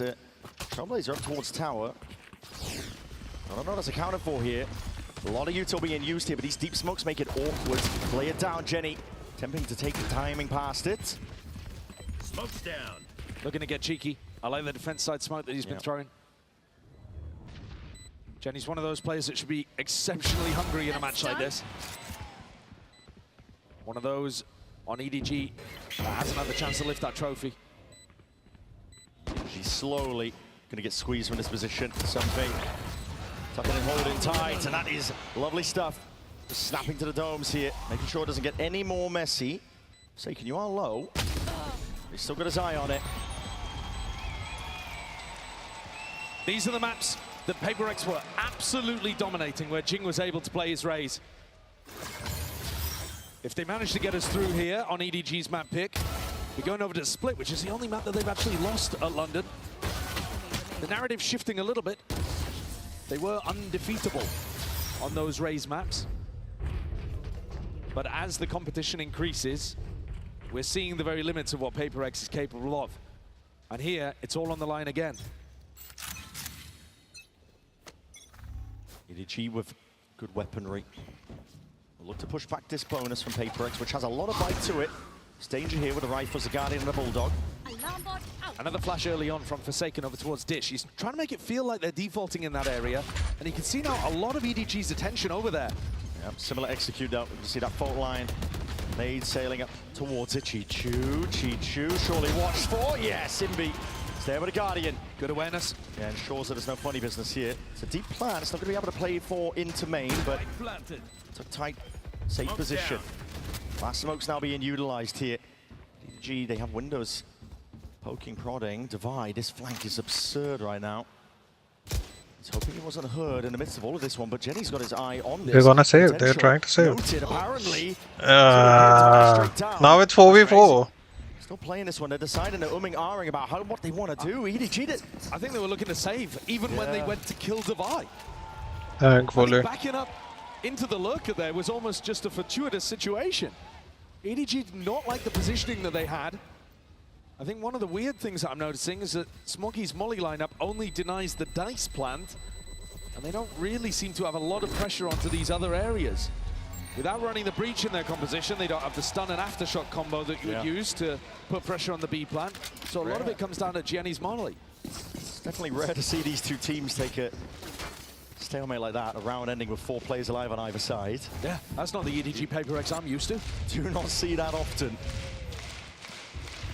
Gearing up though. Bonus conversion here for PaperX. Makes it all the more likely that we can go to split, we can go all the way. Oh, this is a nice spot. I'm wondering if Smoggy's got his eye on that A Molotov. Both teams look like they want to be fighting over it. Double satchel, Jing. He's not messing around, is he? Stun is good though from Kong Kong, and that's going to be again putting a bit of a stop to it. Every sidestep. Every beginning of the round is a fake. They've caught Jing, but everyone else on PaperX is going in the opposite direction. All the players around, but already into a judge. EDG have got to realize this one. And Chichu's the one to try and hold this one back. At least 4 seconds gets one. To close. Second guessing themselves. They got a kill onto Jenny, and now they're moving in a completely different spot. They baited out the ult from Smoggy. It's quite beautiful. All the sound cues, the push and the pull, the rotations abound here. EDG left guessing where could they have gone. And now the defense will have to spread back out the map a little bit, and PaperX are ready to repop back through Arcade. They're calling a really nice game. A lot of util being committed. And ults by EDG. You're right, they are calling a phenomenal game. Prowler sees nothing, they start stacking A's. Entirely. Nice, they just need to clear tower. There is a judge, they just need to clear a tower. Chichu just with this judge. Looking to lock this one down now. No flash forwards. The judge knows it's going to be difficult to trade out, and that will cause was a concern. They don't want it to go toe-to-toe with it. Chichu thrown in their side, but then with the instant trade. Flash forwards. No. Chichu's picked up the upgrade. He's got the rifle. He's already onto sight. It's perfect play in position, but he's revealed it. Nice. Nice. Individuality. Heavy-handed now, firing. Nice. Has to play for it. A 4-piece for Forsaken. Let's go. Smiles nice, all across man. the faces of the PaperX players, because that is one of those rounds that they've played beautifully in terms of the macro and never allowed EDG's individuals to steal it away from them. I mean, This movement over the camera, man, beautiful. Camera on a Beautiful one. and they're right underneath it. Played it so smartly. Heist on Fracture. They got away with all the jewels, and they've knocked down EDG's economy in the process. Absolutely run their pockets. What a round. It's a massive one. For PaperX as well, they're on the attack side now. Here's EDG's timeout. They'll attempt to see if they can push this one back and away, but like you said, EDG on the weaker guns, and PaperX have a boundless opportunity now to generate, build up some massive ultimates on their attack. Already with a lead, money flourishing for them. This is the kind of momentum off the back of the pistol that you have to be able to create if you are struggling in rifle rounds. But recall back to what we saw on Breeze, it was some individual brilliance, but also EDG slowly responding and learning as the half went on. PaperX are going to have to keep their foot on the gas, foot on the throat of EDG to keep them down and out of this game. And absolutely nothing is guaranteed, even if we make it to split. The EDG players are hungry for it this time, man. Kang said right before this game, true winners never settle for what's in front of them. Never rest, always hungry. Both of these teams have that trophy. You might be expecting them to not be the hungriest teams out there, but man, they are coming in with fire. It's a chance to join a very elite club if you make it to the grand finals. Chance to be two-time trophy lifter. It's only Fnatic and Sen who have done that in their entire history of the game. And EDG, they would be the first team to win the Champs and the Masters. Got to make it there first, though, one step at a time. Currently on the back foot. It's a lot of sound cues, a lot of util being used by PaperX, but that's just to pull the rotations. Stack of bodies by EDG, they're lying in wait, hoping the full committal is occurring, but now it's a reclearance up towards Dish. Heard for potentially by Divide, but walking up, yep, snaps it aside. He might just call the troops all the way back. He's heard the rotations, and they're catching the bodies. They are scattering EDG to the wind. Blinded. EDG left really reeling now. Enemy remaining. No safety at all. Flawless. Let's keep it flawless. And Jing's going to be able to get the showstopper online with this plan. 30 seconds left. This is his map. It's his home They territory. already have an alarm bot, it's easy. They'll have another opportunity to take PaperX forwards in the next round. Oh, he is out of range. He's back in range. Nobody almost invited forwards there. Yeah. Mamba going down. It's tempting. I mean, for it though. The economy is just absolutely thriving on PaperX. They should be looking to chase this one to generate ults. Oh my goodness! Almost a missed opportunity, but the front line secures it in the end. You're right. Jinger secures the kill though. Almost flawless. flawless. Up his showstopper, but they're not too worried about it. Yeah, even with Forsaken dying, he gets the Seekers online. It's a big uphill battle now for EDG. They are lacking the ultimates. PaperX have the initiative on the attack side, the initiative with the ults. They've showcased that they can do these slow, more fakey rounds, and EDG's defense can't really handle it. Kong. Nice, man. But I want them to close the map, man. They were 12 last map also. See if he can turn this around. Not used to seeing him. Hopefully PaperX, come on, man. But EDG, they've got to do it now. PaperX looking like they're cooking up a bit of a threat over towards the tower play. They're playing the lineup. Slow, but this Molly lineup, as you're saying, means that speed is I going didn't to took out increase the as soon alarm, as so Jing that's and good. Envy get set up in arcade. Hopefully nobody pushes in though. I'm going to see and listen in potentially, but Bacon's forward now. We're going to see the So top they orders. do Jing know there are showstopper. 3 players here. Forward again. Smoggy's claimed 1 kill. Nice. Straight to the corner. Let's take out Chichu. Pesky problem. Nice. It's an AWP and a rifle. I think so they might A save. challenge and comes out on top. It's a disaster They for should Kong know. Kong. He's just invested into this operator and now finds himself in a 2v4 retake with it. It's good. We Never have been able to get impact another in this ultimate. map. No. It's been shut out completely. Still waiting for that round that really got him fired up again on Breeze. If he could find a moment like that, maybe he could take his team back into this game, but PaperX have locked them out, shut them out. And he's going to be forced to save again. Yeah, it's a pure masterclass on the attack side for PaperX. We're not seeing the same mistakes rear its head. No. Ended up losing them split. Tiny opportunities. Nice. Getting overzealous, giving opportunities for EDG to clutch. They are hungry, hounding for these kills for the guns themselves. They understand how important it is. EDG, this is everything to them. Full investment. Now they know he has AWP. I push them back and away to keep this op for the next day, but it's slow. Come on, Davai, nice. They're not even given that chance. Kong's used to being the predator, but he's turned into prey. PaperX hunting I him think around so. the He's map, 2 away stopping from him the having lockdown. any They impact, can use that. and making sure the op is taken firmly out of his control.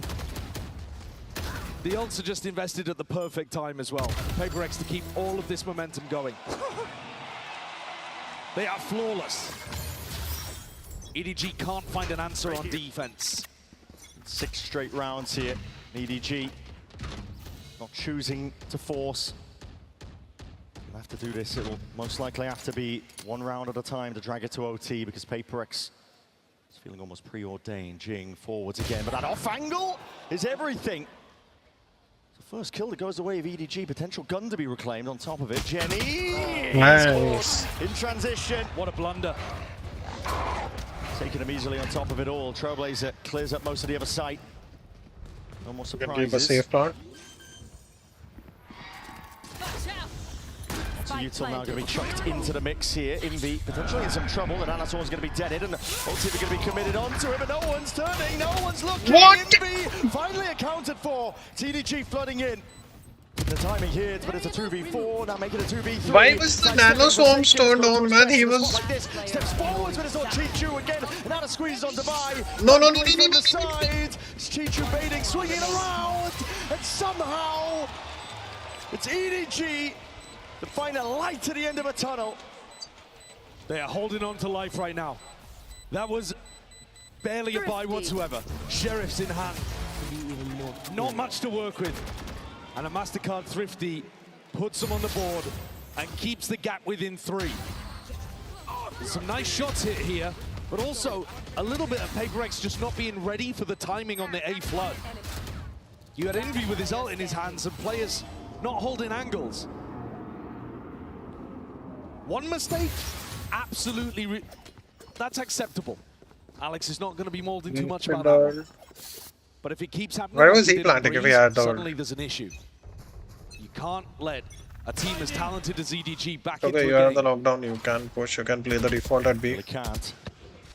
Potential for a trap play here. EDG trying to square up nobody. This is just ridiculous! How'd he get one? Still gets the one before the traders in sight. The lockdown should be pushing these EDG players into the extremities with the Vice. So smart in terms of the concept placement. Where are they going? Where you going? Indecisive. Smokey's running forward. Some players running back. The flash is good with the connection, but it goes both ways. Blinded up. Smokey is going to batter his way out of this one. Into a corner. Into a box. He got a second. How are they managing it? Mistakes being made by PaperX once more. This can't be happening. Not a repeat of Breeze. But a 2v3. Something in Envy. Not done yet. Plan at least down. They've got great post-plant utility. If something gets a kill, the round should be over. The orbital strike should lock things up. Just holding. Tucked for now. Doesn't want to give anything away. Hearing sound cues now. We're going to see that one moving over, but that's going to be the molly sailing over. Jenny's already got half. It's a good win con. Turn for them. Envy's found it. Hold on. Flash ready. But no kill claimed critically onto something he doesn't have the ult to play for here. Envy. Nice. Oh my! Tony missed. What are they doing? Min-maxing towards the bitter end, but they got that half. So it's EDG securing it up. Oh, they keep throwing. They just couldn't find that post-plant setup that they were looking for here. But it's individuals again, Brett. It really is. He's just barreled into a smoke, and then Smoggy's run all the way through a lockdown. Decided a completely different game plan to Jenny. They crossed paths in the middle, bumped into each other. But Smoggy had a round to win. 24 and 12. The player that was highest rated in the VCT CN Grand Finals has woken up again to carry where Kong couldn't. They're doing it again, EDG. One round at a time. Trying to drag it back to equal here.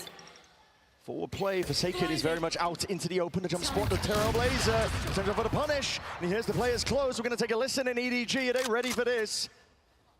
小心摆手，小心爆弹，小心爆弹。我留。别急，我有大招的。jump 我放了，Ark 我在看。Be able to understand anything. 我可以打，没打，不行，我开不了大，燕南有大招。思凯还在 jump 是吧？思凯回心 jump 了，上来一个 jump， 去踢球一个，手包点了只能。我还在看。There is no 4 seconds. There is an oh. 一大，我能加一大，我在一大没有，假的，小心 B， 杀地。 小心 B， 小心 B 进了，小心冲，你看你啊，我来保你啊，你去吧。Oh. Spacious play by EDG. They are cutting PaperX to shreds. Plan potentially might go down. Envy with a committal now. They do have ults to work with, but still it's a player disadvantage. EDG primed, ready. Oh, what a strike being offloaded this early on. Forcing the issue. Nice. Exactly what they ordered. It's still 2v2. Exactly what they needed. Still a 2v2 though, they're not quite out of the woods just yet. Kong forwards with a stick. Potentially earned, no, just gets off in time. It's a perfect peek by something. Stimmy now forwards, and another tap. See if they can pull these players way down to buy. Something! Thankfully. Capitalizes off of all that noise. Thankfully. PaperX get up to map point. Please man, you are again at 12. Don't throw this away. Don't throw this away. This aggro brim round is beautiful. He uses all of his utility prior to the post plant. A masterclass in how not to bait his brim. Immaculate timing off the back of Envy's stun. Collects his kills, drives him into uncomfortable positions, and swings off his teammate. That's one more round. They don't have a good buy. Play together, please. Play together. Need us to send us all the way to split. But this, remember, was the scoreline on Breeze, and PaperX failed to capitalize. EDG attempt to get it done. The weaponry is not ideal. Stingers. Shit, Davai needs to be careful. Davai needs to be careful. He's one player alone onto the A site. No matter work for now. Kong decapitates Davai to that north side of the map. They've missed him, but he's turning up late. Turning up when it matters. They're pushing into the. Obviously we picked up here, but this is a rapid approach once more. EDG reinforcing over towards the B site. PaperX's composition just snowballs these ultimates so heavily. Envy's one away, Forsaken's one away, Jing 2 away. EDG's win condition at this point is just a hope that PaperX fumble them, or that EDG can get in front of them. In a round like this, with lighter weaponry, a Sheriff and 2 Stingers, They're loving the fact right now that PaperX are split up. There's only 40 Only seconds go left, to by a the way, here. side if you can get a kill. Be opening up though, gives a bit of an indicator over towards A. Does 30 Victor's going over towards B. Are they going through spawn? Jenny's being pulled away potentially. Something's going to go down. Jing is straight there. Hold on. Cause all sorts of chaos. The orbital strike. It's uploaded early. Jenny. They need to run and they need to kill the Fade. Do you even have time to reach this? 14, 13. They don't have the time. Now and nobody is playing spoiler. Just cuts down. He gets 2 with the singer. Like, fuck, man. EDG. Somehow they find a foothold. Somehow they find a way, round by round, piece by piece. Jenny It's okay. We need only 1 round. We have 3 ults. 3 The money is ults. still not going to be good. EDG are still working with odds and ends. 30 But seconds. We can win this. We can win this. We have 3 ults. We have somewhat of money, I think so. And they still have not baited these ultimates out of PaperX. This is one of those rounds where they got in front. See how well it goes for them, though. Again, PaperX, all they need is one, and with the ults on their side, surely you got to imagine EDG can't keep putting these miracle rounds online. Smokes. There are 3 on the side. You need to be careful. All the angles here. The trip's going to be catching. Smokes off in their face. They'll be down now, but that's going to be the showstopper to lead it all the way forwards here. Second satchel, looking for it to fade away, and it's nice movement still. He will go down. Smokey stunned up, caught into the corner. Ults are going to be expended now with that knife forwards. The crunch and the pinch. Oh! EDG! Decisiveness and zero hesitation. For Divine now. Ichu is low. If he can just kill Kang Kang. There are ins, there are ways to get back.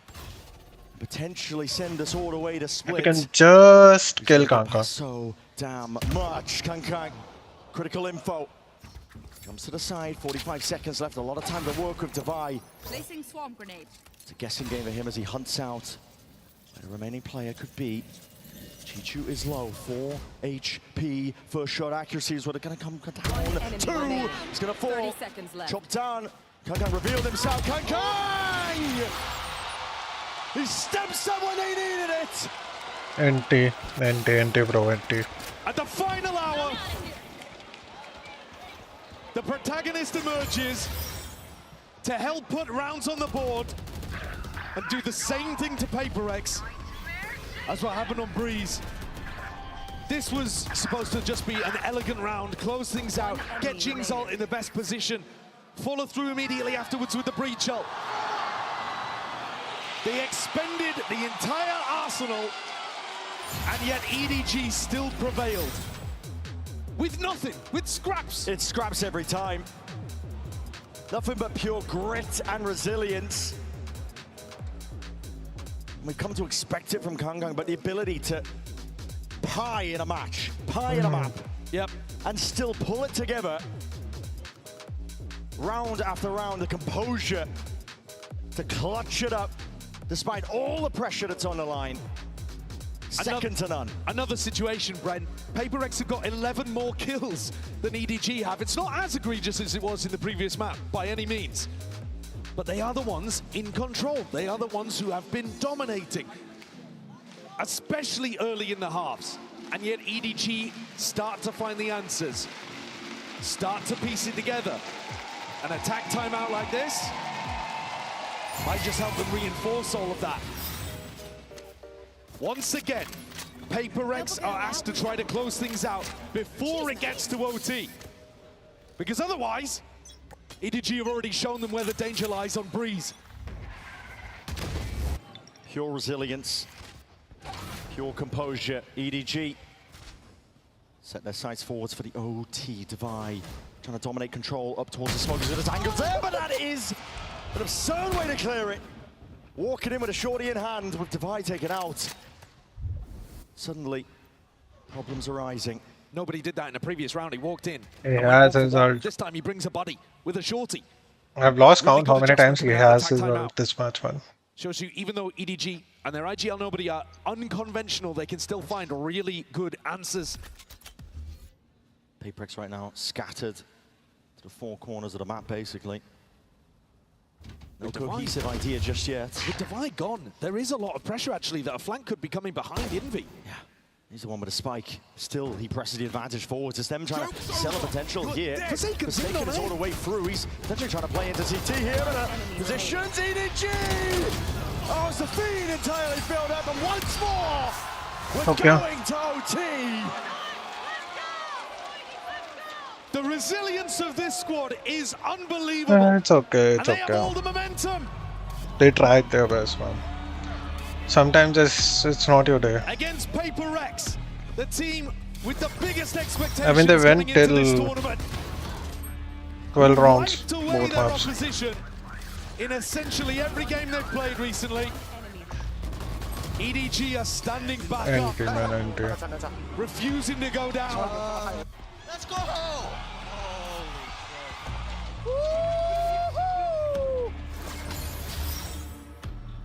OT. EDG NT, return man, to the attack NT. side. Smoggy on an absolute tear. 28 kills forwards. PRX Sorry. back on the defense now. Lost their chance in regulation. Maybe they'll look to see if they can seal it up, take it all the way to split here. Tough road though. EDG never a team to give up too early. Cam is going to let them know Trailblazer used on the north side. Clash from the crowd. Cheers on either side. The tension palpable now. Shots hitting straight to the dome. He's going to be brought down. But Forsaken trying to whip his way all the way in. Jing and the counter forwards running and gunning in a satchel to see if he can buy himself a bit of safety. The smoke. Bring around the Rosies. They don't have a clue. The damage is being done. Hold on, hold on. Might have done him. Game of timing. Oh my. It's getting precarious. It's getting frenzied. 3v3. Something, just spots out the shoulder. Chichu there, but now the squeeze! It's perfectly played for EDG. But Nice. Spike dropped down and a Nice. from earlier. Goes both ways. Chichu in a 1v2. 1v2, Spike picks up. Nice. But not a clue to Jing. Was Nice. rapidly approaching. Good work, Jin. He Good was work. a monster on Breeze, and it wasn't enough. He's again top of the scoreboard, Jing, for PRX. And the way that he's moved around that anchor smoke on B has baffled and befuddled EDG. Grabbing a couple, gets flashed inside the smoke and swings back around through tower, playing off to Vi again. Oh, holy shit, how am I live, bro? How am I live, bro? It's PRX who are going to be taking the tack timeout first in overtime. Alex wants to put a strategy in their hands that will make this one clean. They had 3 chances to convert on Breeze. 4, I think, including OT actually, but 3 again here on Fracture, this being the 4th. You got to close it out when the game is in your hands. Definitely tell though that these two teams, scrim partners since the dawn of time. Just a different level that they bring out the best out of each other, but you can't deny that PRX, they have been dropping the ball. But this is their moment. Good chance to see if they can send it all the way to a map 3. A decider to see who sits in that grand finals for that upper bracket. For PRX, this whole tournament is about grasping opportunities when presented to you. The meta came towards them. Their form is outrageous. Jing might be in the best form of his entire career, and he's been at the top of the game for 5 years. Yeah. You have to capitalize when opportunities like this present. This entire tournament is an opportunity for PRX to round out the cabinet, and this round has got to be a micro demonstration of the same. Straight in there. All to be picked up. Door's going to open up. It's a pump fake. They have been very good at threading this kind of stuff through, but nobody has just grabbed so much information towards the north side instantly. Yeah, just full sprint off the back of his horn, not seeing anything. I mean, if he was... He's the type of player. I thought Go B, please go B, please go B. B is empty, please go B, please go B, please go B, please go B. It would be insanity. Please go B, please go B. Pilsen's back away, but they have given up the entirety of B. Please go B. Oh my goodness. It's carnage. Walking back and forth here. PRX might be just walking straight back into the stack. How have they called this perfectly? Oh, there is no way. Operator! Kangai's going to be good for it. Takes a shot, but a trade is there. Wall to cut this one up and across, in through that sand control. That also means Jing's one away from Showstopper, though. Jing contacting again onto the line. There's a pixel angle, the pre-fire. Smoggy almost going down as a result. Nice damage. Could have been it. There are 3 But players. still, it's a guessing game. He's just been sprinting back and forth, getting the Would they steps be in. able to do Forward, Chichu, it? can bail it out, relieve some of this pressure. And we get the kill. Nice, nice. Chichu. No! Anchoring, he's a menace. But that ult's uploaded, and Nice! Nice, Jing. Nice, nice, nice. Spell defeat and Doom, nobody. Forced to do it all. Now they know. Now they know where he is coming from. Now they know. Now they know. Play together. Play together. Please play together. Nah! Fuck yeah! Oh my god. I thought they were done for, man. Thank God for Jing. Oh my goodness, dude. It's hectic, dude. It's hectic. So hectic.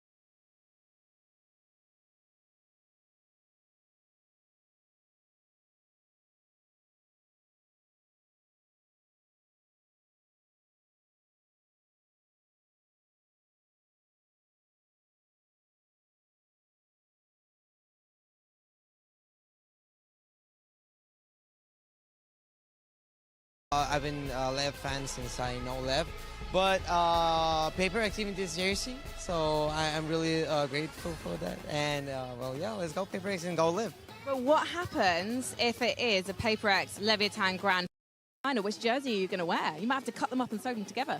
Well, it happened not on a final, but we had a PaperX versus LEV, and I was going for one map. I had the jersey from PaperX, and the other map I went for LEV. So a little quick change. Well, yeah, I have to go with both.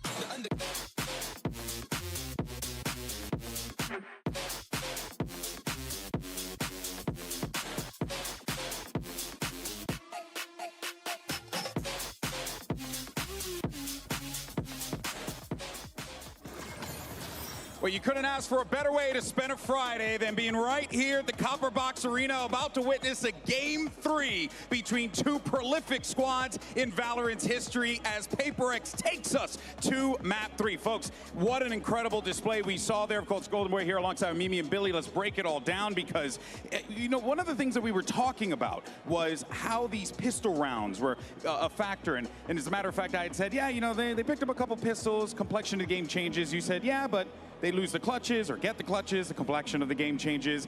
Kind of seems like that's the story of this matchup, those critical rounds. I think these two maps ended up being incredibly similar, where PaperX dominates the pistol rounds. It looks like they have it going early, but it's EDG getting clutches back, building momentum in, and this time just being, again, basically a round away from being able to close this one out against PaperX. But what saved them today has been these pistols. They've been very consistent on it throughout this tournament. I've loved the different approaches they've had. I think they do a great job of coming up with rounds to bring into these matches. And honestly, in close games like that, that is the difference. It's pretty much a guaranteed 4 rounds every single time you're playing a map. That's how it feels. The amount that they're winning these pistols, and I think you look at the numbers that Smoggy was able to put up, and I think the biggest impact of him was being able to get those ultimates online as quickly as possible. I think Kang maybe not performing to the expectations that we set from him, especially when we consider map 1. I think he almost pied at one point. It wasn't looking great. Obviously, PRX able to kind of bounce back from that loss on map 1 as well. Yeah, and Kang did pie in this map, only to bring it back and have huge performances towards the end. I mean, testament to this team. I think the key, though, in both these matches was EDG doing a really good job to win the big clutch rounds, build momentum off of that. But I think in both maps, I felt like, especially on defense, the theory and the macro was better from PaperX. Here in particular, I like their very active defensive sides on this map. I felt when EDG was playing defense, they were far too often trying to retake through spawn instead of pushing through on flanks. That just doesn't work particularly well on this map, especially when you're playing against a comp that has Neon Stun, that has Muzz, that has all of these different tools to stop you from getting out of those choke points. And I think that's something that really needs looking at for EDG and could have made the difference on this map for them to win. Yeah, you mentioned the Neon. We did see some nice micro with the Neon Stuns and a Brim ult one round as well. It was really nice to see things like that, but I agree with you. I think that we kind of set this up as PaperX having some of the best defense on this map in particular, and that definitely showed here today. Well, we said it at the beginning of the show. All bangers end on split. And of course, that's exactly where we're going to settle the score and determine who's punching their ticket to the grand finals. Is it EDG? Is it PaperX? And of course, the tension has to be high here. Where are we looking? How are we feeling? I mean, I think PaperX surely has to be feeling very good about pulling off that win. But if you are EDG, you have to feel even better about making them sweat, more than I am right now in that moment, because, man, it looked like EDG were going to lock this one up, Mimi. I think that they should have, honestly. They were so close to pulling this one off, pulling it all the way back. I've been really impressed, especially with what Smoggy has been doing, with what Chichu has been doing. This is not a Kang takeover game. No. And despite that, it's EDG winning the clutches. It's them stepping up in the late rounds. It's all the things that have historically been the strength of this team when they're in these big games. And the fact that they're doing it against PaperX, who's normally the squad you think of for those same things, is so incredibly impressive. I think when I think of PaperX on this map, we need to talk about how dominant they had been up until that match against Vitality the other day. Of course, Vitality being able to steal that one away from PaperX, and I'm hoping that they've been able to take those learnings away from that loss. I think that there was moments where I would have liked them to have fought through mids rather than putting so much focus on the extremities. Yeah, I agree. I think that what Vitality really got over PaperX is that their defense is reliant on winning those extremity fights. They're always going for that space, and what Vitality did was simply play back, go for late round contact plays into mid, and that was highly effective. I would love to see a PaperX willing to, once they have that operator online for something, just post that on an extremity and look for more rounds like trap plays in mid, re-pushing into that space instead. But I do think these are pretty easy fixes to their macro off the Vitality loss. But this is what you like, but what's the reality? I mean, what are we thinking is probably going to happen here, Mimi? It's double duelist mirror match between the two best double duelist teams in this tournament. She's crashing out, it's folks. Kang versus Jing. It's going to be an incredible match. match that comes down to the clutches, that comes down to the individualism, where all of these guys are massively stepping up. That's how I really think it's going to go. And that's exactly where we're going to get here, Billy. We got double duelists locked in, ready to go. A lot of pressure here for those players. Definitely. I think, although you've said that, I think PaperX starting on the defense here. Chichu on the first map in particular, when I'm thinking back to Breeze, was getting away with some ridiculous lurks, and that's something that PaperX are going to be looking to punish. But on that same token, EDG, they need to be ready for this aggression. We've spoken about how PaperX like to fight for these extremities, and that's a position where Chichu can get caught out pretty easily. All right, well, Copper Box Arena, we're going to a map 3. You guys excited? No, I want to hear it. Upper bracket final. It's map 3. Make some noise. Casters, take it away. These first 2 maps are anything to go off. This third one bound to be explosive, bound to be neck-and-neck action between these 2 squads. Desperate for that chance to earn a spot in the grand finals. It's a chance to claim their own portion of history in VCT. The last time these 2 teams had clashed, neither of them had their trophy. Now both owning one and looking for a second. And whoever wins this would be favored in the grand finals with that map veto. PaperX have won every pistol, almost in the entire tournament, and yet EDG have still been hanging on. It could make all the difference. Really could. EDG rapidly all the way around, straight down the vents from a ramp. And PaperX were playing in spawn to play off the sound cues. They're on their heels. Yeah, Divide was in a passive position, so he's not going to get caught. Flank's coming through, though. Look at this. They're not aware of this at all. That's a spike drop down. Invy's the one to secure that one. First blood going his way. Smoggy forward, see if they can find a way through, punch a hole out of this setup. But with the spike drop down again, the PaperX pistols have just been outrageous. Yeah, it's a disaster, this one for EDG. They tried to cook up something interesting, and PaperX were in spawn, hot on their heels, immediately re-pushing vent. There was not a thought in nobody's mind that there could be a player running him down on that quick of a timing as he trailblazed for his team to take pressure in mid, up through B heaven. This spike should be unrecoverable. Chichu, Kong will do their best. 30 seconds left. Shots rattled now. Hold on, ahead to start the roll with a flash and a peek. What they ordered up here, the spacing, hold on, gripping, okay. Eventually gonna be able to find a way forwards. Pissed around again, par for the course of PaperX. It's just, it's absolutely unbelievable. The consistency that they've had and the immaculate read on what was happening during this. Yeah. I mean, it's not like you've never seen a pistol like this. You absolutely have. A-ramp take, flood back through mid, go towards B heaven.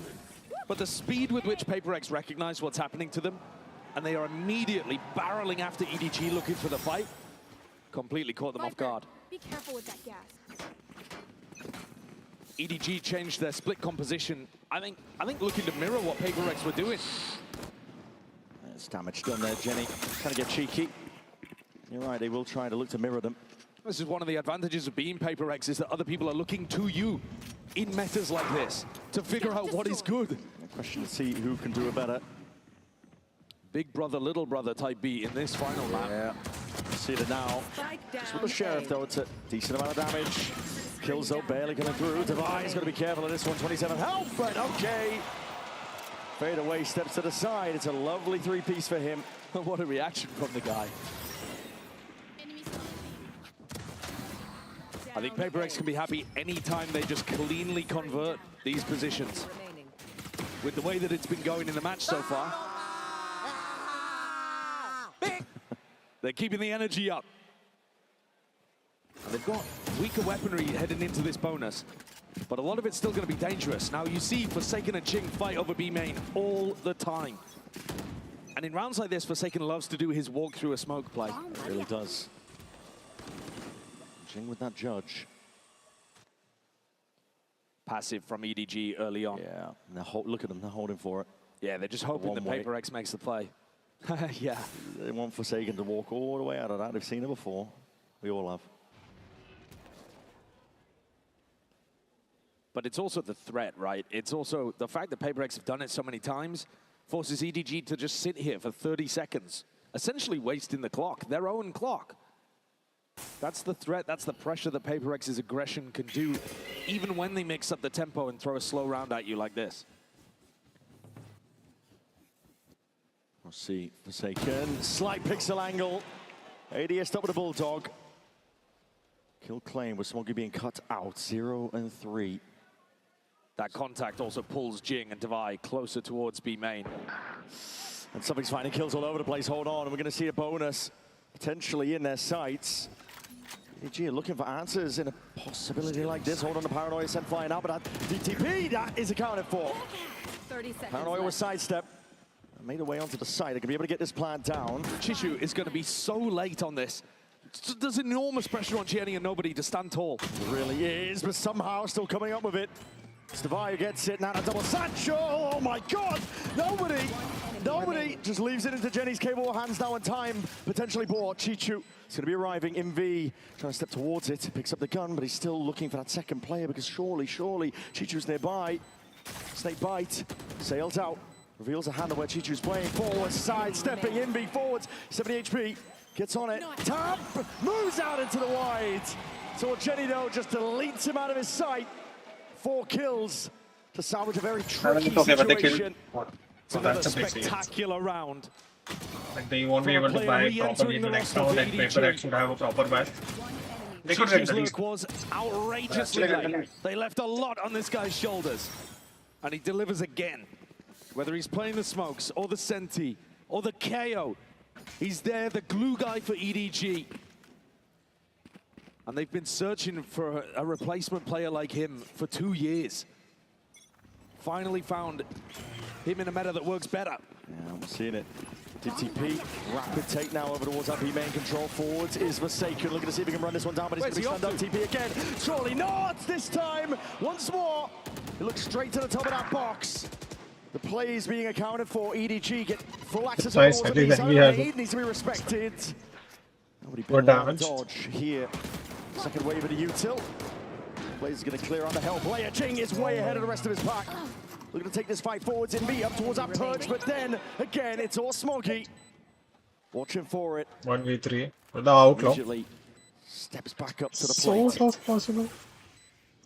I think they completely misunderstood where Chichu was in this round. Yeah. Something was still looking for a lurk, and that's why he wasn't with either of the other two on the retake. It's not really a feasible 1v3, this one. Well, they are weak. Go down one shot to the outlaw, but they're just not going to give him the option. He's not going to go for it. He's going to be left with an outlaw. I mean, he might be able to upgrade this one. Yeah. Yeah, he's got a Phantom that he can go grab. But that's a round that PaperX would love to have another go at again. Money's not going to be in a great position. Jing, Forsaken, Devi all down to within the hundreds of credits. And Forsaken's gone for the same play twice in a row, as you said, Bren, and EDG have caught him both times. It's fine to go for a play like that when you feel like you need to take a risk. But in a spot like this, the expected value gets a little bit lower, I think. Yeah. One enemy remaining. Pretty hard read. You're seeing the frustration on Alex's face. Well, the risks in that round are very individual. Forsaken takes the risk. Jing takes the risk while Invi is smoked off. They're not really tightly playing together and relying on that team fighting that they are probably best in world at. Given ways to get back in here if you are EDG here. That nade is going to be at least... Hello. Hold on, deep dash forwards. Kangang's right in their face. Blind as anything, but it matters not. Not when a fight's taken at that kind of distance. And Kangang's gone for more in through CT. Just for that Bulldog Blade Storm. Right click will do the job. They are trying to cut this PaperX team to shreds. Satchel across Jing. Hoping for some better weaponry now. Cutting this one up with a 3-2-1 double space. Dashes straight into the wall. Boombot. Swats out Jenny. Dropping down PaperX. How are they making the most of this? Unreal. Now the players leaves it into it. Jenny being pressured, pinched. Got a heaven angle out through main. Seeker's going to be offloaded to try and help him out. Nobody. Back to the wall now, but that smoke just blooms in time. Jenny! It's got it all under control. Devi with just 20 HP. Have to walk all the way around this one, but I think time has gotten away from him. They've left it too late. Apply for the exit. Consolation prize. These are the kind of rounds, though, Brent, where PaperX, you'd normally favor them to be able to pull some magic out. A rabbit from a hat. And instead, it's EDG who deserve a lot of credit for being able to win the crucial duels in the midst of all of these rounds that calm the chaos. Today, EDG's individuals, the little decisions they're making and the shots that they're hitting are putting them forwards in these scrappy moments more often than PaperX. 3 rounds in a row.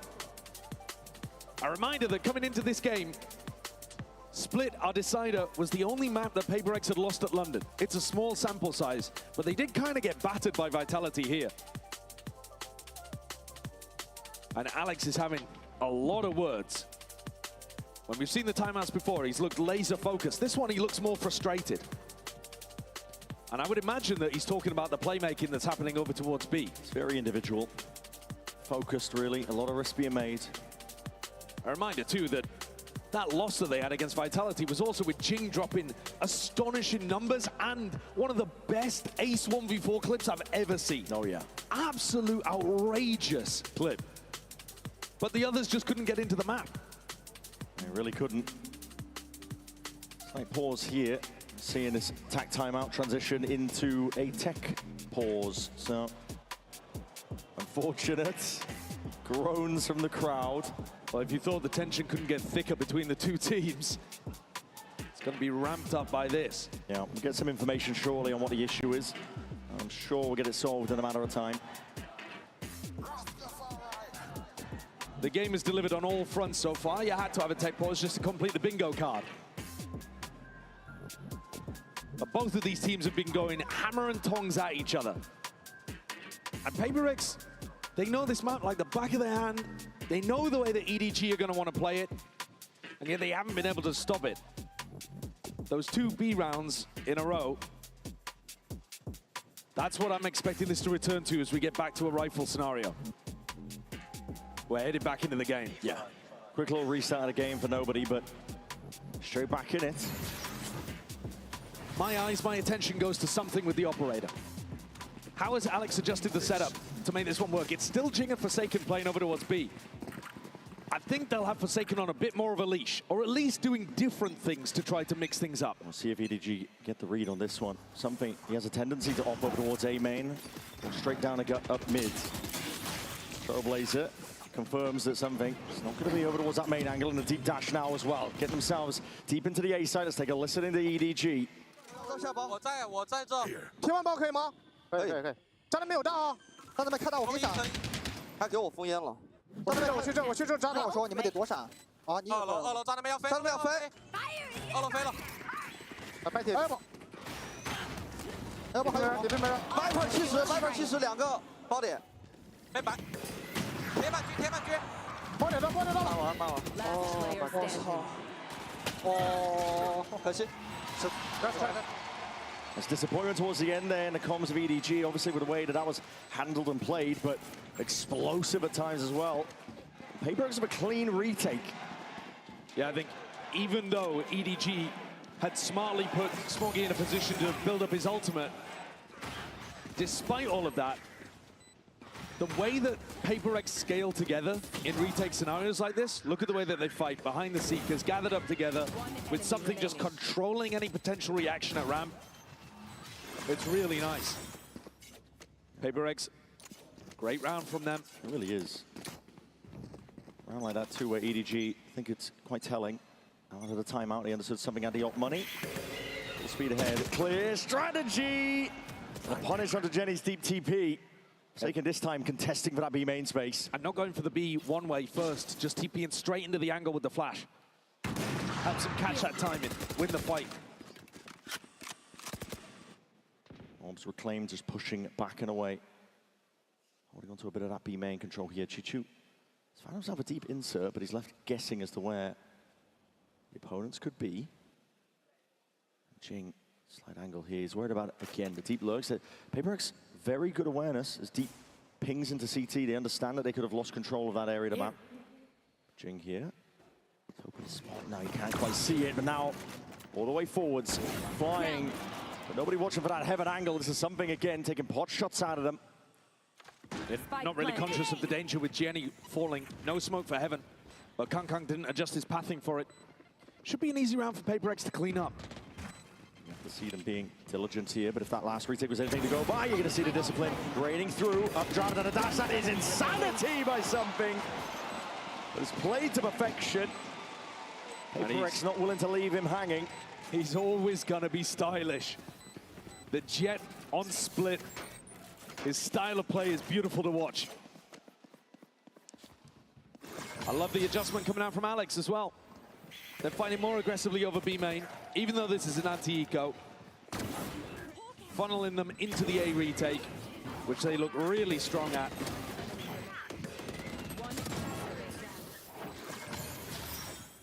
EDG are going to continue to pressure A again, even though these post-plant situations have not been working for them.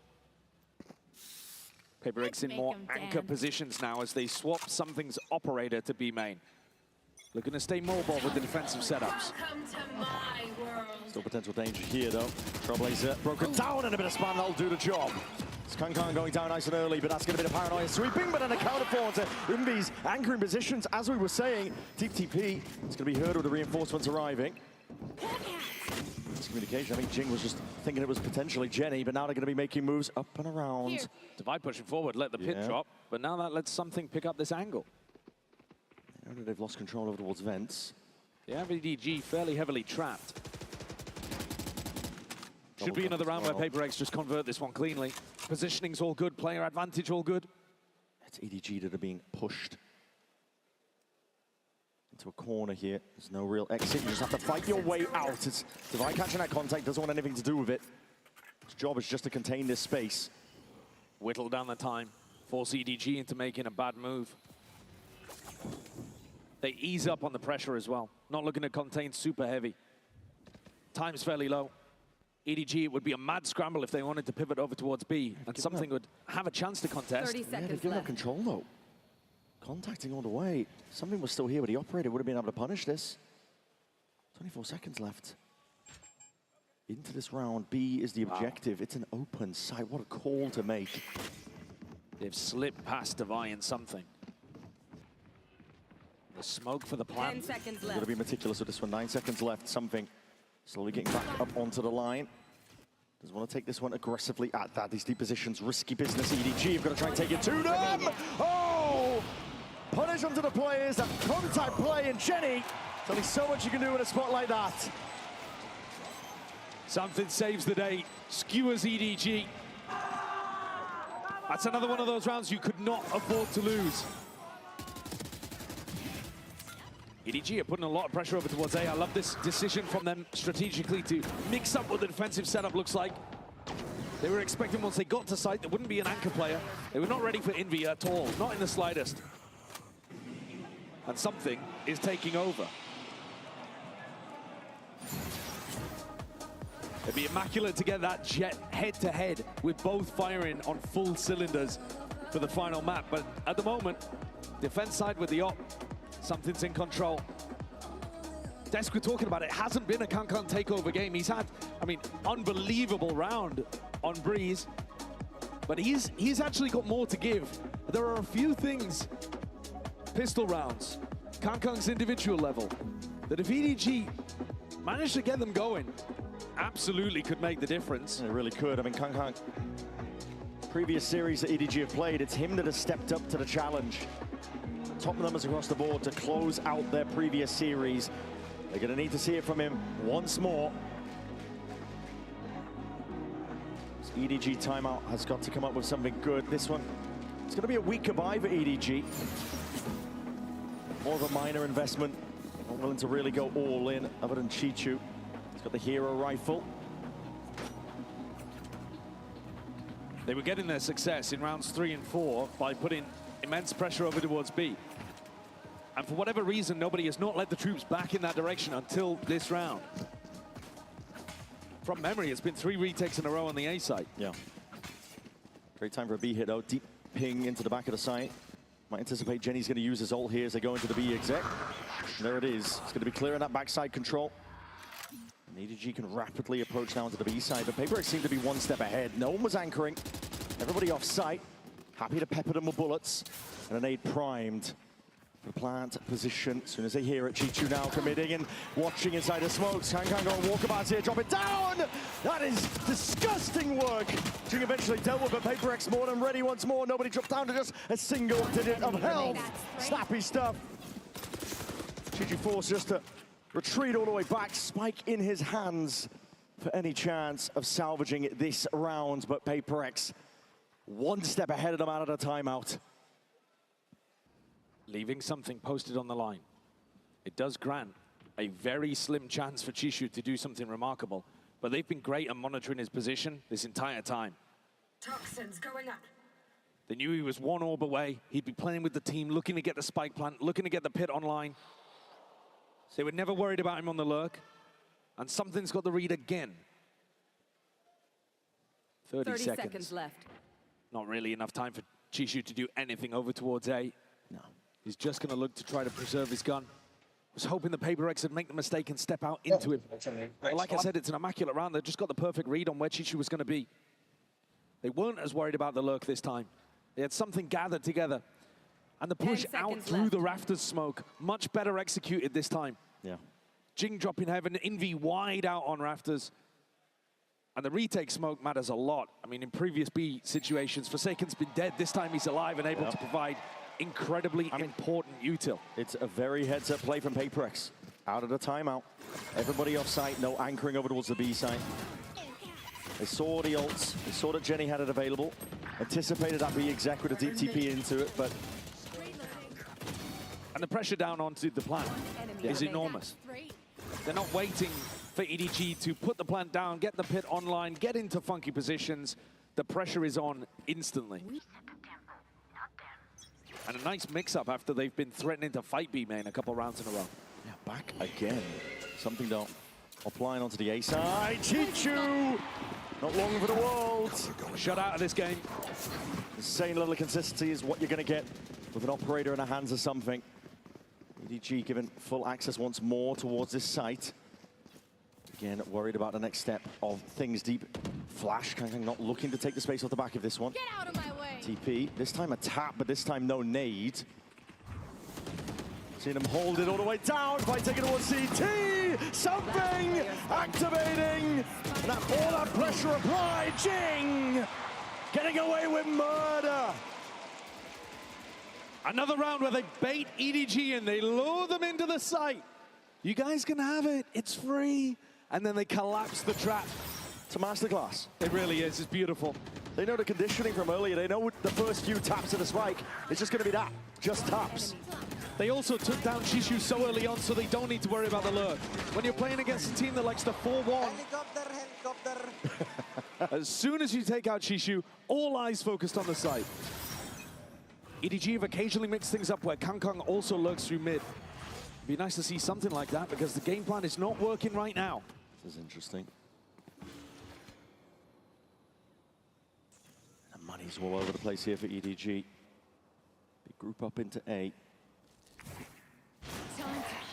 EDG have also just been putting a lot of pressure on the outsides of the maps. Think about what the desk was setting up. Vitality won this map by putting pressure through the center of the map, by splitting into these sites. Not something that EDG have been doing much of. EDG are hyper-focused on execing through A main and B main. And they're getting punished for it. They know Smoggy's one away from the ult. This is risky business from something. It's a lot of angles to account for, but a dash. It's going to be prime for this one. Nobody used the dog, but nobody took the space off the back of it. Now set up potentially for success here. Players just waiting to walk straight into him. Reaction time test, but usually good for it. A shot just goes wide. Top of that face here. He's going to be immediately evacuating, looking to not contest whatsoever. It's going to be sailing though. Up and over now. Risky business. 30 seconds left. Smoggy not going to be going for that plan. Asika's even just blinding up the opposition, but it's a full retake yet to be played for. Now is here Jing. Showstopper finds a mark, and the Bucky can't even get it done. Jing running all over them now, still alive and kicking. And the spray control just whipping it around, making sure to put a stop to any of it.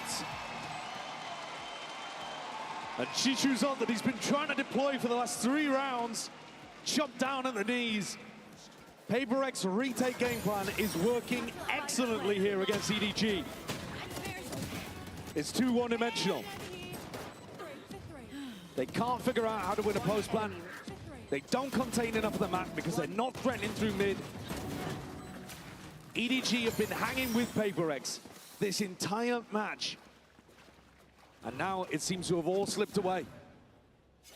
It's essential for EDG to put this last round on the board. With the way that the pistol rounds have been going, you can't let PaperX get a 9-3 up. Pistol round into the next, you'd just be staring down at the barrel. They've got an Odin spam on the A main line. Spam, straight shot though. Operator's gonna be going wide here. Kankang straight up, now we're gonna see that showstopper utilized. The Odin spam punished. Divine taken out. Rocket, potential there maybe, but sidestep for now. The Divine going down, this retake wall is not gonna be coming to fruition. Much harder in terms of the retake for PaperX, but I'm barely getting under control. Double satchel, what is that? Jing! Almost wrangling control with a rifle in his hands. A blind shot in attack. Still something getting it. Smoggy's position now known, but a forward approach is guarded. Crossfire setup played for to perfection. EDG, they get that fourth round they needed. It's better than the previous delivers them an opening kill. And PaperX, that's the first time that we've really seen them after the tag timeout fail a retake attempt. Traded. Incredibly important.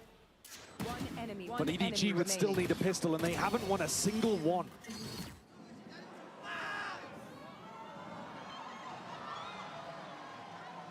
Tough going, but it's all to play for. Grand final spot on the line between these two teams. Who gets there? We're going to be finding out after this.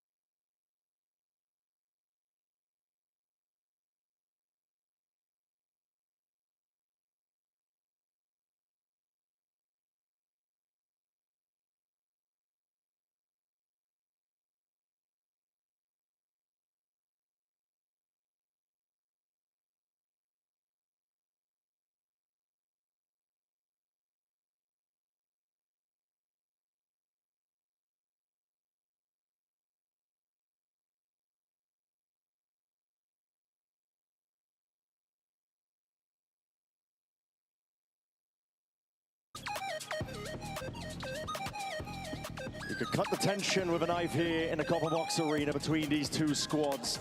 The impossible now being asked for of EDG to get back into this half. Every single pistol round has gone the way of PaperX so far in this series. They get one more, it could be spelling defeat, it could be spelling doom. But EDG have shown nothing but tenacity, nothing but grit. I don't think they're going to be down and out too easily. They've been toe-to-toe, neck and neck with PaperX. Sheer will, it feels like sometimes, powering them through rounds that they had no right to win and yet did anyway. The underdogs. But here, 8-4 down. There's never been a more important round for them to be able to secure. Very much an all-in here. Flash not getting a connection, and it didn't bait the trap play. It's PaperX walking up off the back of it. They hear potential rotation. Smoggied up, catches it, signs alive now, and that dash primed, Brockton ready. Somebody's going to be straight back in there, but a snap to the side. Invi was unexpecting that one with the refight and the repeat. Paranoia is good. He's taking straight on it, and the damage on the Kangkong. Essentially, you might see it reciprocated. Yes, it's Forsaken. Just gliding and jumping straight to the side. Half clearance into the flower pot. It's nobody. Claims alive for something.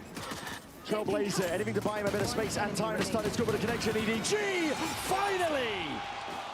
The pistol round that was promised to them. They get it online. At the 11th hour. That's been the story all day for EDG. They trail behind, but when the pressure's on, when the lights are at their brightest, they step up. Here again, it looked like Forsaken might have been able to do enough. The little jump peek around. Enemy remaining. But that stun, the Trailblazer, and the half clearance from something, who's otherwise been having an immaculate game, but that had small error. It lets EDG back in. PaperX are not going to force but they are dangerous even with only these bandits. Sheriffs. EDG needs to be clean. It's nice. Spam onto the cross. Immediately applies the pressure here.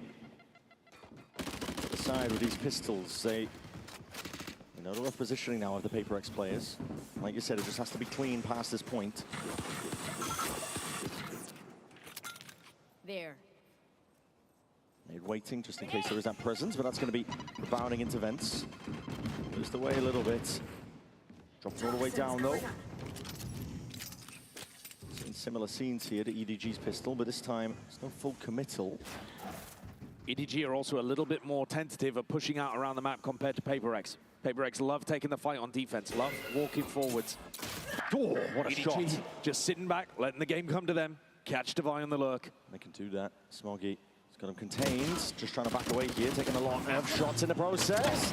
It's a nice play still. Trick shot. Transfers in time, yeah, definitely is. Envy doing the damage though. Jenny now has got to put a stop to it, and he will do just that. From the high ground, up from the heavens.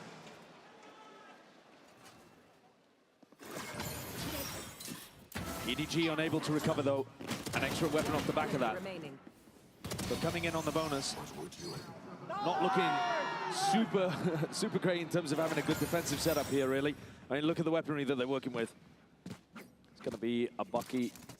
Oh, force of the Phantom. Okay. Oh, that is a massive decision late on, about to head into this round from Kangkang. It's a big gambit. Full armor, Phantom in hand, and a one-and-done position with no one holding B heaven control. No. He's in danger. And he's also nowhere near the Blade Storm. I mean, he'd have to have a phenomenal round to even have that in the back pocket for the next. It's mid-control being given up by EDG. Just the boom bots exchange on either side. Poking, prodding over towards B main. They are probably going to have a slightly more defensive setup, as I say, on this half, compared to PaperX, who are always looking for that fight. Thus far, really nice read from PaperX too, taking up all of that space that's being given them through mid. And have to take this all the way up towards B heaven. Chichu is going to have one hell of a task. Looking at the defender, pushes one back. Kangkang is hard, committed to dash. It's not going to be primed. Open angles, open avenues, just trying to shoot them all down. It's immediate dash to disengage, dinks through the wall. This is definitely picking apart this PaperX opposition. Gearing up though, prime time, waiting for the smokes to dissipate before the B main players potentially activate. Spotting these barrels out wide. Now we're going to see that nade and a flash forwards and the activation off of all the sound cues. Pressure being made. It's perfect stuff from PaperX. 30 seconds left. Able to play each other in perfectly at that. This is risky business. Kangkang gets away with it. Hold on, pick that one up. You're not done just yet. He's got a dash back in his back pocket too, and a heal on board from the IGL. Raid boss himself looking to see if he can step all the way up. This is PaperX trying to gear up, but falling asleep ever so slightly. Trying to time it just with nobody's flash. Now he's picked up the gun, reclaiming it. It has to be coming down to these individual shots. Slight reaction times here. He's going to be chipped down potentially. Double dash in now with a satchel. Smoggy straight there. They need to push them. Nobody's found it. Hold on. Envy! Oh! Snaps back to the side. And earns himself that Red Bull clutch, rifle in hand. Treachery from the Bucky. Envy stays alive. Look at the aggression here in the post-fight from PaperX, giving nobody multiple different opportunities to close. And a blast, taking down a 26 HP, but not enough. That man's heart may not last the entire match. I'm gonna be able to take all of this. Seiken, TP, this is all an attempt to pull the defensive players into spawn. It's succeeding. Yeah, very passive position. Pulling the util out. It's gonna give Devi tons of space to work with in mid. Yeah, look at it. Just follow the Seekers all the way up. Not too worried about it now, but he should be potentially. The adjustment of the shots. It's Kangkang that's gone wide. Falling prey to Devi, already taking up all that space, but still doesn't force the issue. Jing just sidestepping this one. DTP into the back. Jenny! He's already going down. Cut to shreds by the bullets. Smoggy there. Shooting in the dark. He's able to trade out at least one of the kills, but it's a 2v4 at this point. PaperX have slow sieged their way all the way into the B site. EDG have already got a somewhat cautious approach to their defense side. And then after Forsaken throws the ult in, they've just pulled back their defensive line really heavily. Granted PaperX all the space. Kong only needed to hit one of those bullets with the Outlaw and Devi would have dropped. The pressure would have been relieved, but he couldn't land it. It's a really nice idea by PaperX. Seekers on one side, Fake with the Omen ult on the other. Going hunting potentially for these EDG players, but Smoggy is one away for his ult. It's a round that comes down to the wire in the previous, and then an instant response where they just dismantle the defensive setup. It's so much harder to defend when you're being forced to run back through your own smoke into the site, especially if you don't have B Heaven. B Heaven's got to be your position to try to flood from. EDG, I feel like this entire match have been losing the positioning battle, but they've still been able to find success in other areas to make up for it. Now it feels a little overwhelming. Yeah, the clutch potential. Don't want to count this team just out yet, but again, the weaponry taking a knock. Some blind firing. Hoping for a lucky connection. Flash in the face, but dodged for now. This wall causing a couple of issues, but the fuel going to be running out of it soon enough. PaperX happy to just wait it out. Crouch, so now slowly creeping back up onto the line. Contact plays. The Trailblazer's going to be able to clear a decent path up towards that Heaven angle, and it does put pressure onto Smoggy. Trying to anchor from this spot, yet how does he find it? As that smoke blooms, now the ult's earned right from the backside. Now this is Jing looking to see if he can satchel in. He's creating a little noise. Pressure made. Trying to see if he can bait out these shots and kills. Flooding in though. Wonderful spacing and good fundamentals on display. Potential chance to claim a kill. Still a 3v3. Love the way that Jing is jiggling that. Perfection from PaperX. Pulls all the tension away now.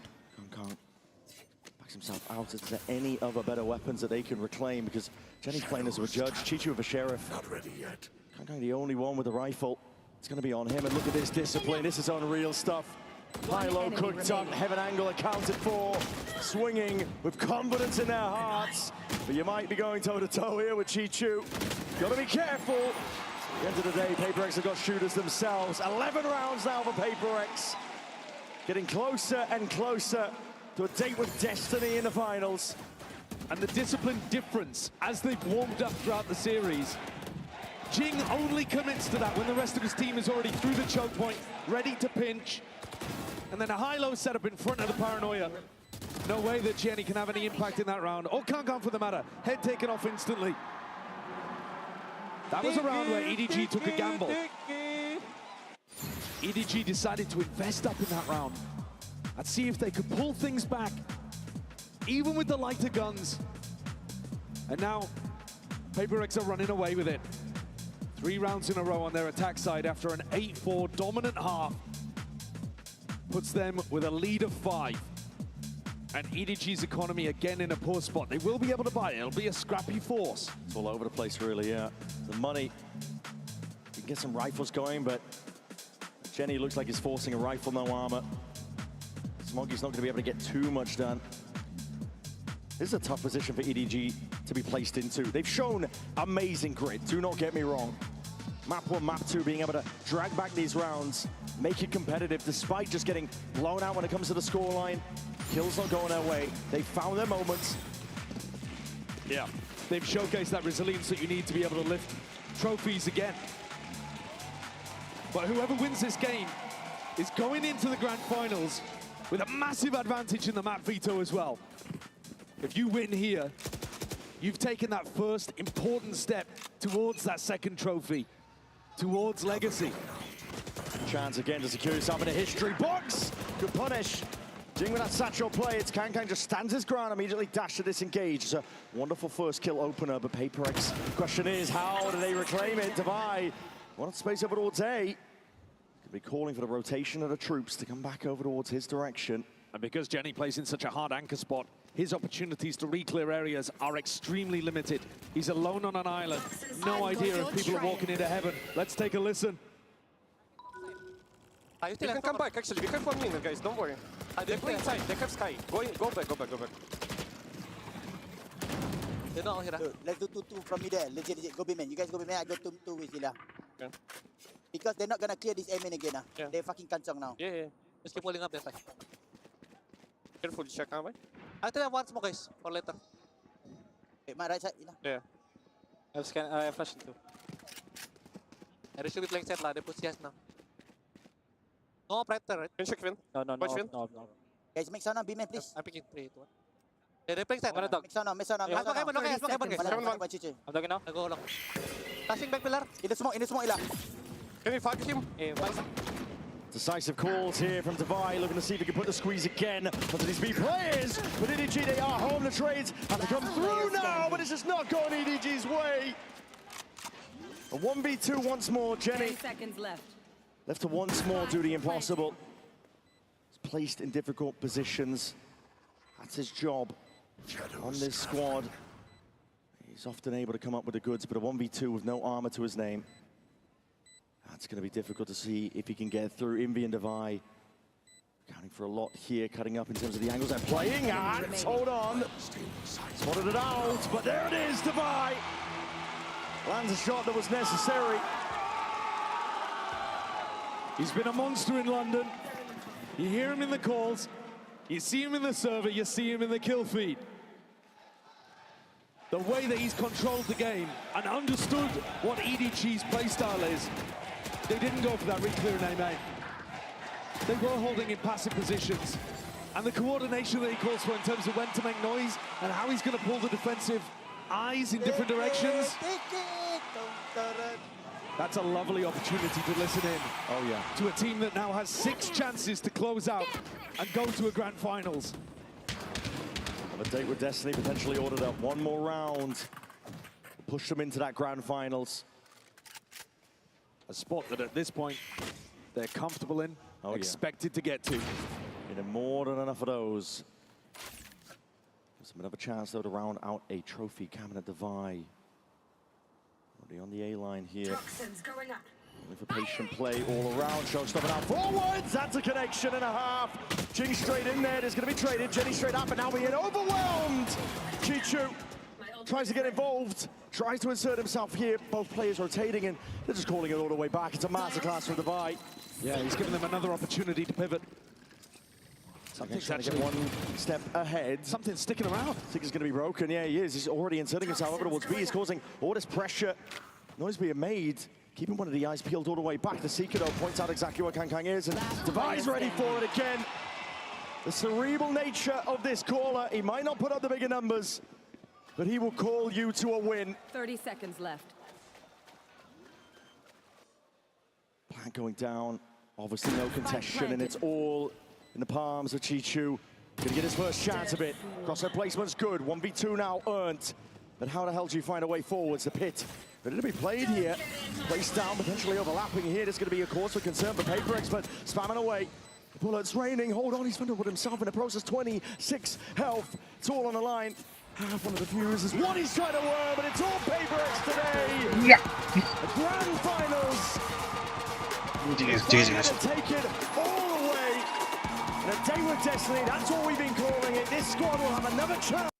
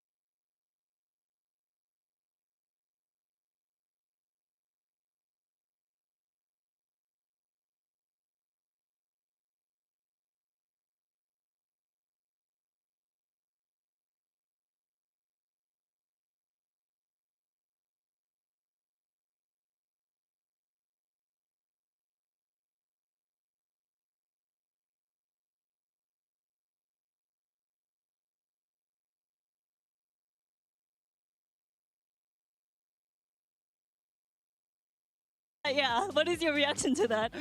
I mean, that's a long time. I mean, that's a good one. Yeah, you guys are happy to be here. I can see that. But experience from Vitality's side, fearlessness from LEV. What matters more today? It has like constant bros. I really like LEV's like stage presence. I'm really, you know, I see them having fun every game, and you know, I like to do that same. So yeah, it's gonna be a great battle today for sure. Yeah, for sure. And King, when you guys were busy competing on that stage, 3 of the players on your team were still in middle school. So what edge do you have over Vitality today? I mean, it doesn't really matter. I think we showed that we can be a great team even without that much experience. So I agree with Jamp. It's gonna be a great game. Yep. Thank you guys, and I know this is a little bit late, but welcome back. Thank you.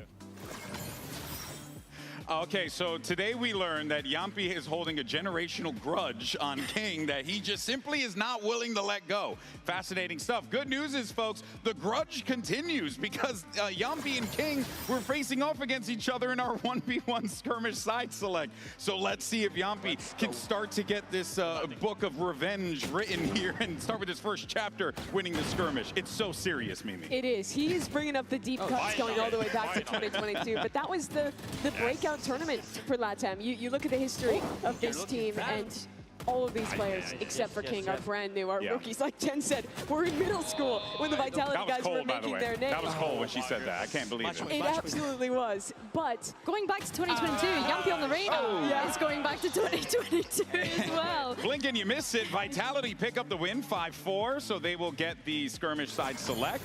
Well done. And it seems like Yampi's little by little getting his revenge, guys. This is great. This is great. Okay, now let's see if Yampi can win out in the next phase of this battle as we go to the picks and bans. Surely the W's continue. Let's check it out. Hello and welcome, guys. Let's do the map veto for Leviathan versus Vitality. Vitality won the skirmish and they are choosing their side. Alkkonen, Elias Alkkonen. We pick Team A. Alright, Vitality picks Team A, which means Vitality is banning the first map. I think Haven. Alright, Haven is banned, Leviathan is banning next. Sorry, you said Breeze, okay. Yeah. Thank you, and Breeze is banned. The first map pick for Vitality, please. We like the cheesecake a lot. We do.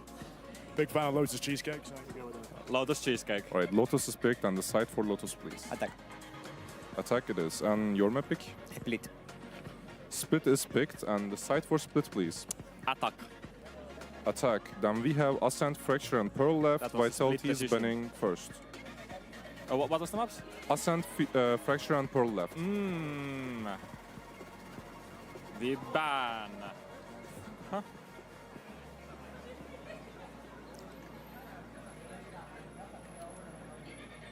Yeah.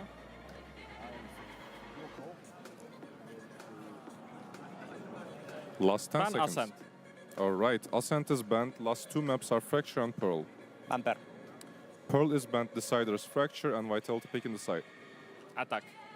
Alright, let me give you a quick recap. We start with Lotus, Leviathan attacks, then we go to Split, Vitality attacks, and if we go to the Decider map, which is Fracture, Vitality attacks. Everything correct? Yes.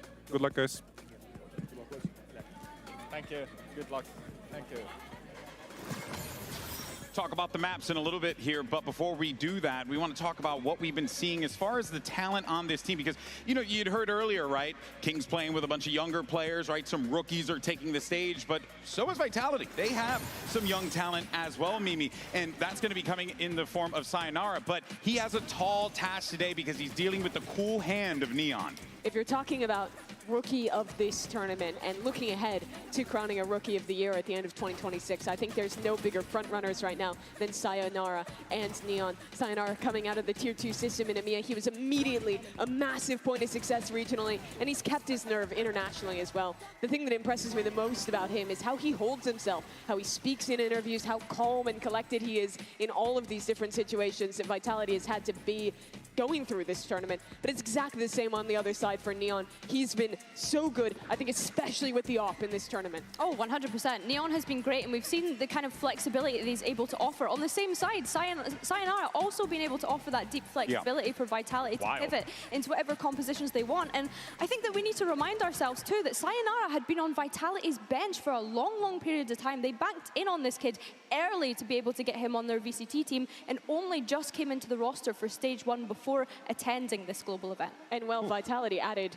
veteran players who they headhunted alongside those players that they had been developing. Lev took that risk. Owner going back down to Tier 2, playing in Lev Academy with the core of his team, fully taking the risk to put the team's future onto developing young talent. They have 4 players who are stepping into their first global event here. They're now into a final weekend, an opportunity to make it into a lower final, and showing that that development system for both these teams has massively worked out. And while I'm excited for the prospect of this Leviathan lineup, the good news is for Vitality fans is you have a Durka, okay? And he is really freaking good at this video game. And look, is it Durkin time? We'll find out. Maybe we'll have to find out next time on Dragon Ball Z, but it could very well be the case here, Billy, because Durka has been playing some incredible Valorant. 100%. One thing that Durka can offer you at these global events is consistency. And yes, when I think back to how he was playing regionally in EMEA, it wasn't always hot, but coming into this event, stepping up to the global stage, we talk about players that thrive when the flashy lights and the big stages are right there, and he is one of those players. He very much lives up to every single moment.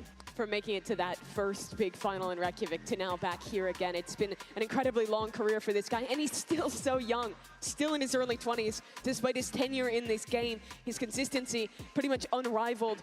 And he's had to wait a long time to do it. Was playing with his Vitality last year, that failed super team that could not live up to their promise. Now finally in a position to do it again, to make a deep run, to get into a top 3 and play in that lower final. He's been waiting for this moment, and now that he finally has it, he has been delivering massively for his team. Billy, I mean, you know, right, better than anyone else, that when the rumors and we were hearing all the hype around this team, the word of the day was super team. And it turns out that maybe super team's got a little bit of a bumpy road. The super team narrative for me personally was a little bit dead. I think that you definitely have super team players and superstar players when I think of your Derka, when I think of your Chronicle. When I look at Profek and Sayonara, the kind of rookie that was promised to us as being incredible, certainly has stepped up to the plate. When I think about Profek, one of the best controllers coming out of EMA last year, but let's not forget, last year was his rookie year in Tier 1 when you consider the Tier 2 performances that he used to put up too.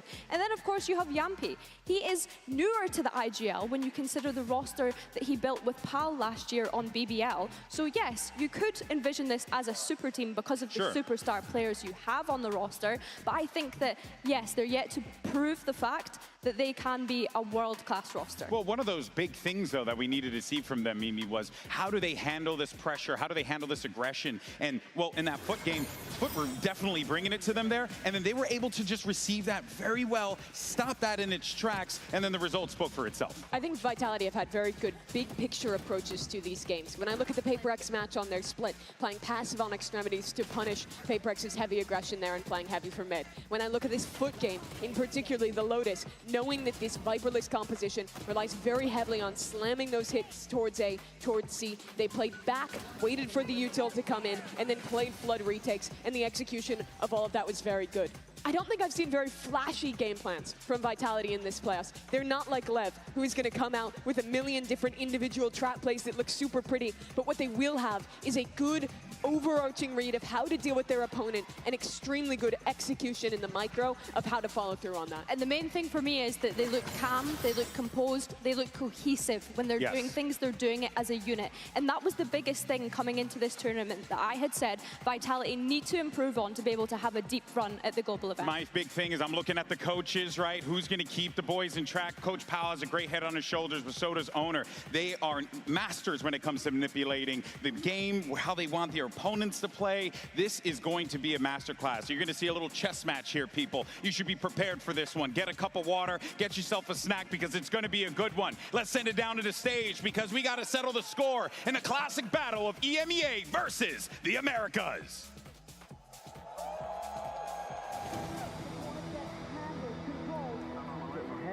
Some things will find Durka as well. This could be it.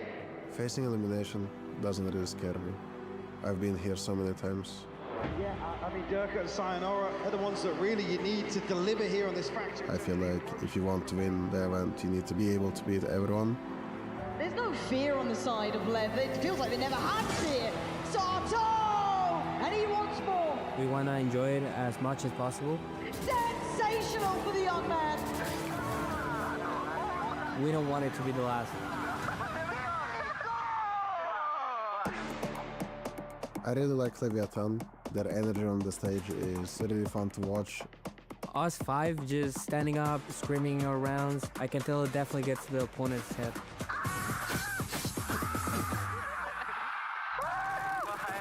I think Sato brings insane atmosphere to their team and to the stage.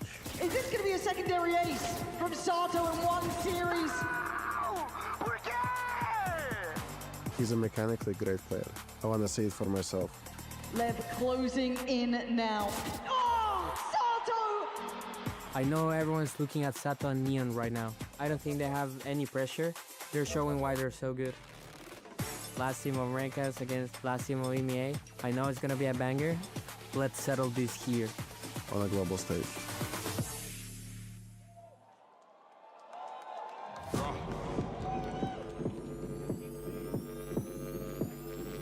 Real bad boy, man, a G to the end. Oh, inferior.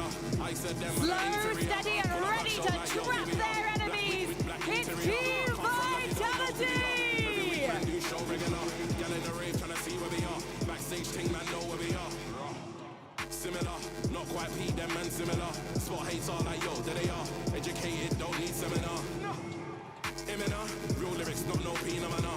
I will long set ostrich stamina. Big paycheck, then it's back to the car.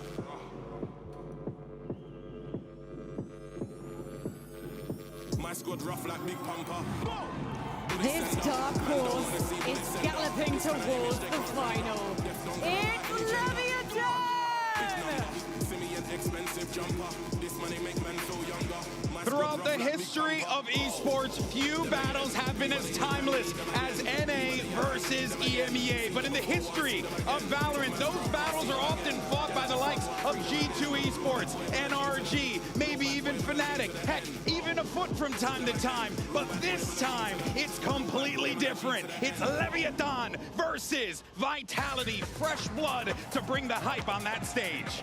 Fresh blood on the side of LEV, but a lot of experienced players on that Team Vitality, as we've already mentioned. Really excited to see this head-to-head between the both of them to see who's going to progress throughout. I think when we consider the maps here, Vitality selecting Lotus. I don't know if that's because it's a strength for them or because it's been a weakness for LEV throughout this tournament so far, Mimi. I think it's both. So far here, the Viper teams have looked incredible when playing against the Viper-less double duelist squads. I think this has looked like Leviathan's weakest map in this tournament, especially their approach on that attacking side. They struggle to recontrol back into A, and Vitality, they've looked very, very clean. They're one of the few teams, besides G2, who's gone in this tournament, actually playing this map with a Viper.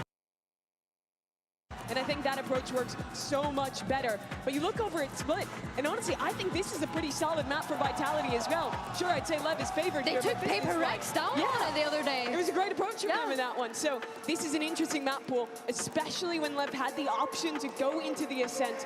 Choosing this Split instead is a bit of a surprise to me. I wanted to take it back, though, to map one. You specifically talked about Lotus, and you were talking about, you know, the compositions, what we're going to be seeing here. And I guess the question that I'm wondering is, maybe you see Leviathan make that choice on attack. Does that tell you that maybe, just maybe, they have something cooking, or are they just trying to get that thing over with? I think it's too late to change your comp, especially that massively. You'd have to rework most of your theory. Maybe not comp change, but maybe just like how you approach certain elements, certain strategies, if you will. Sure, and I think they'll definitely want to look at that, but I think it's going to be tough. Vitality is really damn good at this map. Their defensive protocols in particular, I think, are really great. The way that they re-clear space on this map is top tier. When Durka gets you up on defense as well, he's an absolute menace here. So I think it's a really, really big surprise in this series. If LEV take this map, that would certainly set the tone early. What I'd love to see from LEV on this map, especially starting on that attack, is going for these refights, not always feeling as though they have to full send it every single time. I want to see them take some map control and some space, but then be able to pivot away from that as well to kind of catch Vitality off guard. I think that one of the things they'll need to keep an eye out for is obviously Chronicle's Vi's utility, which we're expecting, and being able to deny as much information away from them as soon as they can, really, when we consider how explosive Leviathan's composition is on this map. You look at the rookies on the stage for LEV as well. 4 players stepping into their first global and now onto the biggest stage. And they're playing against some of the guys who have been there the most. Chronicle, Durka. Mimi, they look comfortable. They're the all-time best players of this game, but LEV doesn't look phased. We've been doing this gig for a hot minute. Those kids look comfortable on that stage. They look comfortable, they look fine, but of course, I mean, Sato's waving to the crowd over there. I mean, this guy is definitely in the zone as well, but on the other side, you see that sign right there. Could it be Dirk in time? Because let's not forget, folks, on the other side, you got the likes of that man right there, and you also have people like Chronicle, game changers, people who have considered to be the GOATs in the game. Is it enough? They haven't been there since 2023. Hey, in the top 4, playing like this. It's been a hot minute for these two. But these are the matches they deliver. Today has really been about those players, those teams that rise under the bright lights. These are 2 of the best examples of it. This is one of the biggest tests for LEV. Even if you win today, you have to go into a lower final tomorrow. And this one is tough. Vitality, a team that's very good at preparation, very good at getting a read on their opponent. LEV, they've had a little bit more time off, so they have more to show. And you mentioned LEV potentially going into that BO5 tomorrow. This roster only played their first BO5 in America's Stage 1. It was the first one that they'd ever played. That's how new and young this roster put together is. I think for Vitality, you need to get off to a good start here. But it's not all comfort for the other side either. So you have Durka, you have Kron, but for Sayonara, Profik, Yampi, Coach Bal, those guys are also stepping into a deeper stage, a stage of a tournament right to the deep end. They haven't been to before. And he's still holding the grudge. So, but one thing that I do know for certain is that it's the last squads from EMEA in America's fighting to sail as we get ready for map 1 and send it over to your casters, Pansy and Hypod. Thank you so much, GB and the desk, and what a moment, right? New generation, same old battle, America's EMEA, a matter of survival. But these 2 look locked in, Mike. There's a lot on the line now. I think probably with that caveat, this is the 2 best examples we could show right now. Vitality, again, on a run here that's had an asterisk next to it. This will be the true test for me. With the form LEV have demonstrated here in London, if they can come out here and at least show some dominance on one of these maps, and for me, the veto leans a little heavily toward Vitality. It's going to be front-loaded here. If we got to map 3, that's where this series goes into question. Oh, it goes completely off the rails at that point. But I think all of us have enjoyed the prospect of both sides here, seeing LEV just find their footing, find that fire, and keep that tempo up. But Vitality, man, it feels just like a team of sleeping giants. You get a Durka, you get a Kron coming online, terrifying. So LEV starting out on the attack, Vitality on the defense. Early intention shown here by LEV. Stack up behind the smoke here. Profik sending out some feelers, won't connect just yet. Still they find their way onto site safely here. Actually looking to pressure onto Profik as well, just before the spike plant. And we've already learned the lesson. They don't care who they face, but Durka tries to remind them. A little note sent, and it's been received. Profik tries to steady himself, but LEV continues. Step by step, but where do they head? Where do they want to finish here? I don't know about this double stack over towards C right now. Actually wrapping through the spawn. Yampi at least will have a chance to check back over towards the A side. The door, giving away a sound cue here. Blows tagged up, but still looking healthy in the 3v3. Yeah, it's Sayonara who I'm curious about here. Is that consideration even going to drop, or you wait? There we are, seen it. Pixel noted player drop. Looking for a follow-up. Spots it! Great shot, but he couldn't get the kill. That's going to be life held for Neon in a 2v2. No plant yet, so they're going to be able to run this down a little bit. Last player. Neon, the perfect bait off the dog here. It's Yampi now in a 1v2. Still has Horn, has a Prowler as well to play with. A couple of key tools here, and the Flash, not really really effective, so he's going to try and move forward. Neon and blows. Waiting for this now. Yampi looking to catch someone on the cross out. Doesn't get it on that try. One still present on the site. Doesn't note the second player. It's going to be difficult for Yampi. Trying to find an opportunity. And they're not giving him much. Got plenty of time to play with, though. Yeah, but they're calm on this, Lev. Blows now trying to sit in synergy with Neon. It's quick from Yampi, though. And he's got to know where Blows is. Sees it! Oh! Head first for the captain! Yampi with the first strike. Patience shown here by Yampi to clutch up a 1v2. You can see Lev desperately baiting him in to look for something, with a fantastic Red Bull clutch here to kick off Lotus. I mean, they do so well to even get themselves into a comfortable post plant, considering, like I said, Kron actually drifting a little further afield than you expect. Just looking for information, but Sayonara gets caught off guard there. King to invest at least a scope here in round 2, maybe to look for something. Expecting to see Vitality go forwards here with this purchase. Durka a chance to farm up early here. Chronicle will note at least presence early on. Get control of Mound.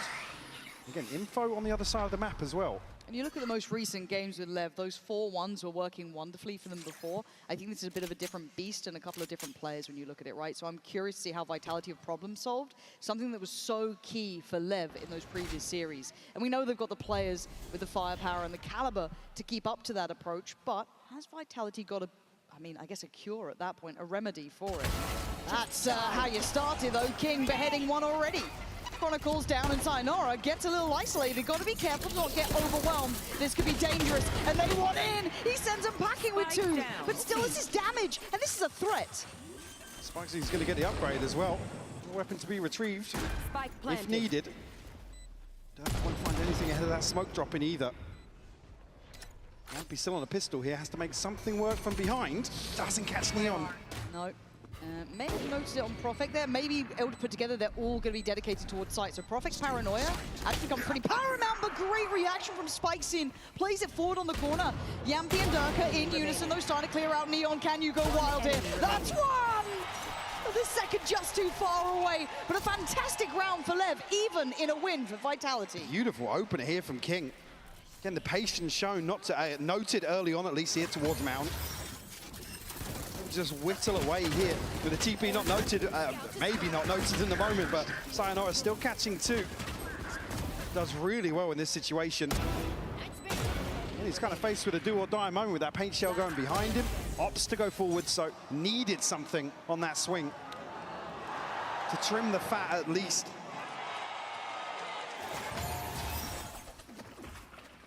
Often you see many round 3s looking like that. Yeah, absolutely shambolic left in the bite. Durka, though, trying to be instrumental here. Lev, I feel like you still have to make them respect you first. They are going to be a confidence-based team, so they'll be up for a fight. My blind is dead. Vitality trying to show a little bit of force early on towards that C side of the map. I just want to leave Lev guessing in terms of the buy, I guess, here with all that damage done. Could be a big round if Durka finds 2. Showstopper could come online very early for him.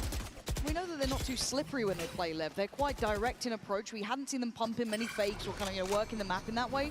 Now, obviously, with a different opponent, we see if that then changes potentially. He's not happy with what they've seen early on here. They deal with the wall to potentially open up some opportunities elsewhere. I mean, it's Profek on an island right now, expecting Vitality to maybe clear this space outside man, but actually opting for a rotation instead. Should be on the right timing here for Yampi at least. Yeah, that's confirmed attendance, and they're very fast to this, Mike, as you noted. 30 quick on the rotation. They still need to make this count. With 25 seconds, it gets a little bit dangerous here. That's You when look these at the pistols can players. shine. This is when they certainly could.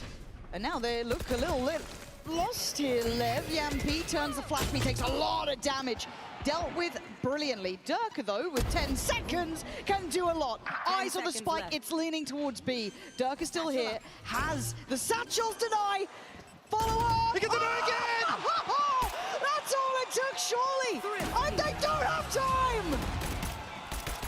Beautiful work here with next to nothing as the clock that comes to bite Lev. I mean, the original Iceman Durka there, pulling off the MasterCard Thrifty, and you saw there was that just almost hesitation when they were eyeing up that A site. They went for the pivot. I don't mind what Lev were trying to do, but there was always that danger. I mean, they didn't find anything. Nope. They took so long to even pressure towards A. They know potentially two players, maybe even a stack behind that. And then it's Yampy to be isolated, and they think, great, we've opened up the other side, outside of that stack. Great work from Durka. Won't have a massive effect in terms of Lev's inventory, but Durka will remove Sato immediately here. Showstopper now online. I'm scared if he's going to have a game here today. We'll keep a little watchful eye towards it, but for Lev, they need to stabilize. It feels like their approach has been quite well read, or at least considered, by Vitality. Now, whether or not you can still continue that further forward is yet to be seen. Lev have opportunities here, but I feel like that first hurdle, they're not getting the same walk in the park that they've had in the past. However, eyeing up this A site, you can see the amount of bodies here. It's being mirrored by Vitality. There's 4 players on this side of the map. So early. Spicy's going to be removed. There's not really anything to counterbalance that. Yampy will fall, though. Slight overpeak from him. Durka's here, though. I've got shut your this down. Let's deal with the Seekers. It doesn't really tell them too much, though. No, but they've got a lot of, I guess, space and freedom on that B side because of King. He's done exceptionally well, and he's there early. There should be an awareness in the back of Lev's minds, excuse me, Vitality's minds. But again, they've given up a lot of space for this. Lev kind of threading the needle to find it, and Neon does get the reward on Profek. Chronicle actually heading all the way to wrap this from A. Durka still to note, Showstopper could do real damage here. Yeah, but King feels like he's in that checkmate position. Oh, Sayonara had a little bit of a sidestep on it, but the ult gets popped. This might be too little too late. Maybe not with Chronicle finding a way in. Sends the Showstopper. How dare I doubt the original 2, but Blows left with it all on the plate. 1v1. Another tap, Blows, trying to be patient. Chronicle trying to dig him out, but he's got to go now. Blows knows it, he's got him dead to rights. Lev answering back with a final player. Lev here able to just cement control off-site. Again, it's a beautiful kill onto Profek, the one that really shuts things down very early on for Vitality. So Chronicle's got so much ground to cover. Yeah, making that decision because he's noted on the wall. They're going to expect him outside B, but Lev don't lean into that. Happy to commit to some of these crossfires on site.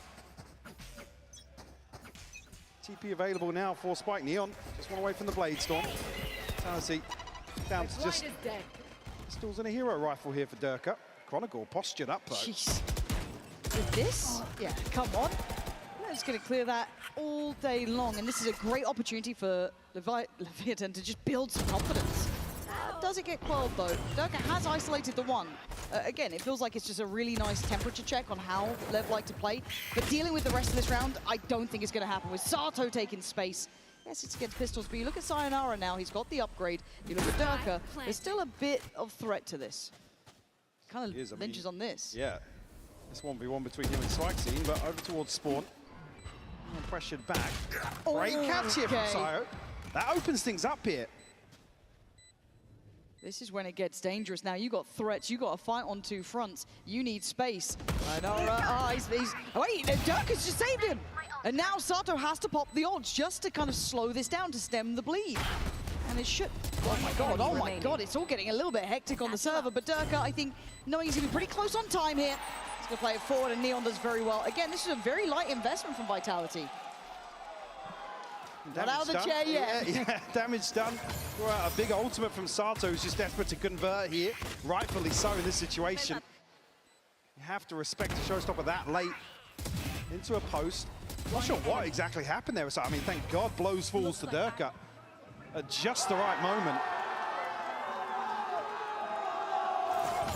And I want to put a little bit of credit towards Neon here as well. Considering that Durka made a very authoritative start to things, he was very much controlling the tempo, being very much in their faces. Neon's done very well to match that, right back into it, leading the pack here. We've already had our eyes on this young man. Speaking of. And, well, talk about the amount of space he's going to get and the confidence, but does it again get checked? Sayonara is so prepared for that. Almost read very well into this seaside hit now, especially with the util being invested. Sato caught with the blind. Ooh. Lucky to escape with his life there.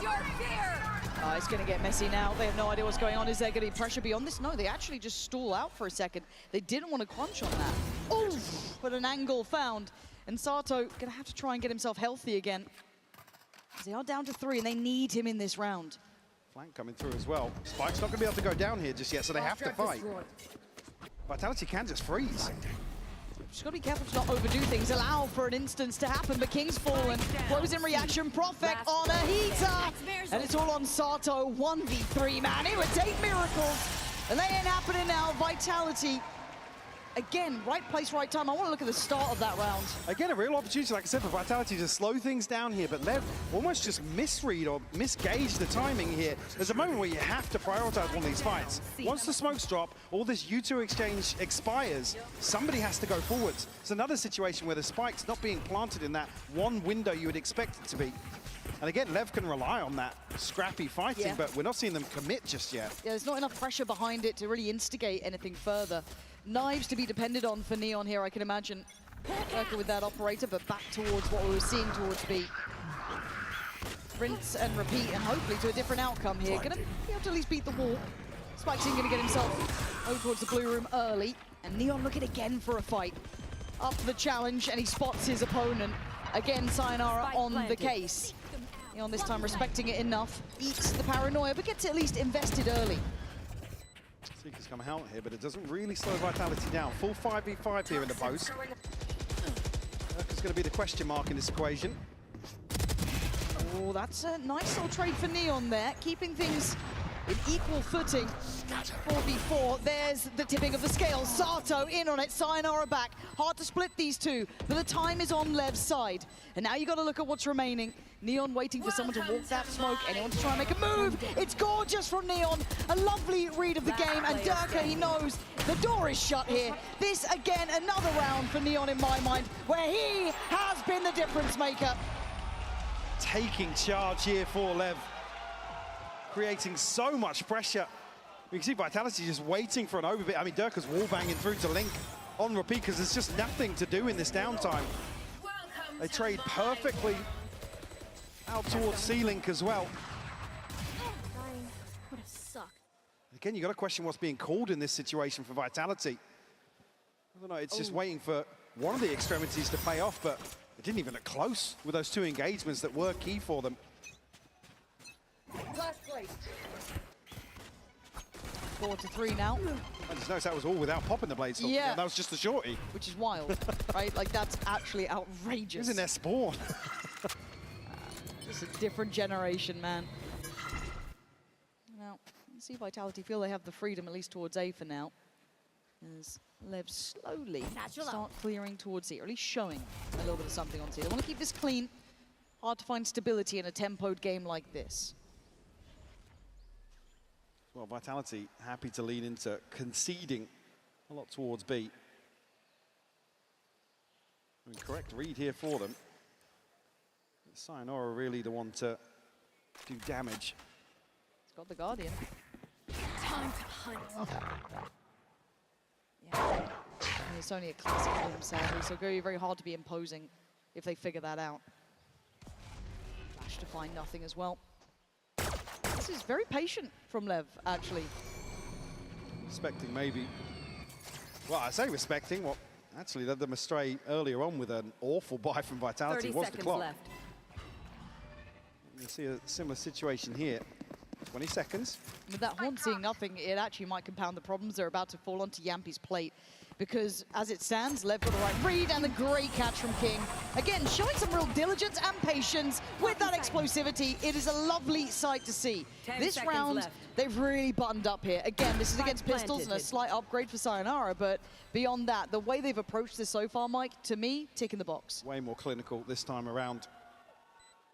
Damage a consideration, sure, but I think King's going to be moving forwards here. Money in a very good spot for LEV. Do still have the blade storm to offset that. Sato building towards another showstopper as well. Yeah, not much left in this one for Vitality other than to wait it out. There.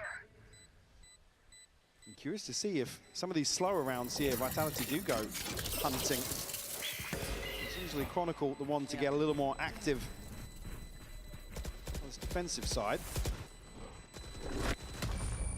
Have to give all three up. Yep.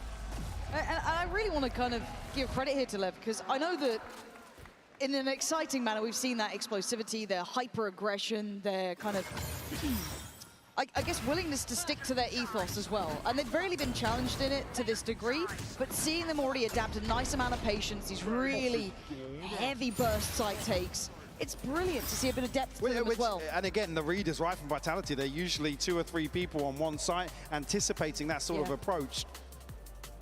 Again, the way in which they're winning out is kind of slowing LEV down on that initial approach. And we always talked about the smokes dropping and kind of being left in a weird spot where the spike's not planted and they're not then committing to that second wave that has suited Vitality more so. But still, 4-4 scoreline here.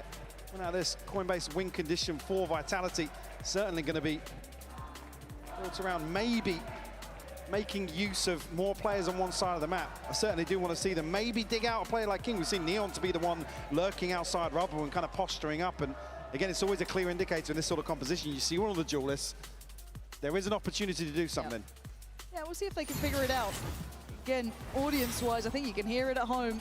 The LEV fans have turned up today and already seeing a nice bit of resilience from them here. We win. But buy back in hand for Vitality. And a necessary one.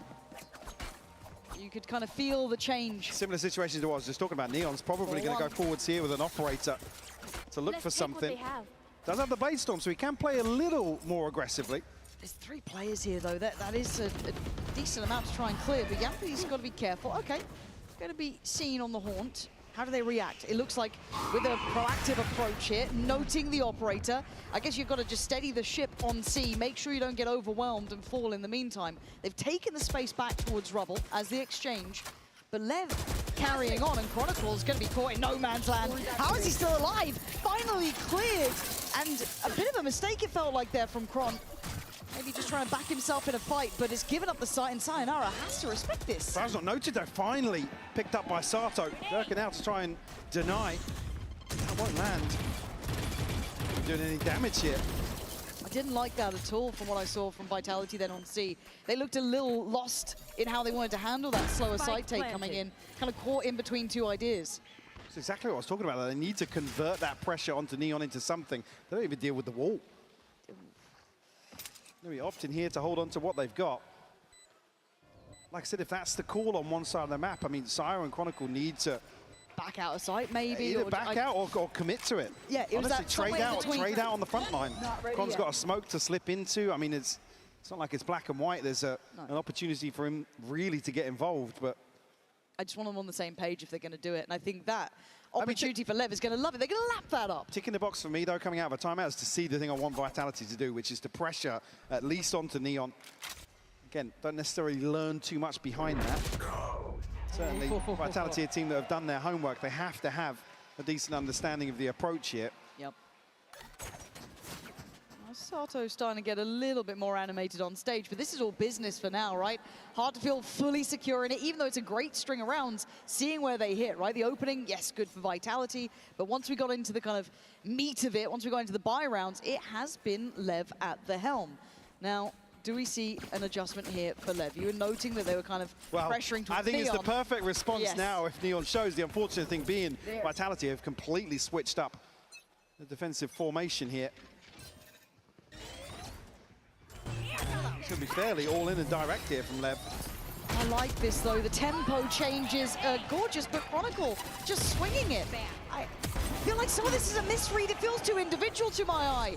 And LEV will absolutely thrive in these environments as they are, looking dominant as they take the site and more than likely take the round down to Durka, Sayonara, and Profek.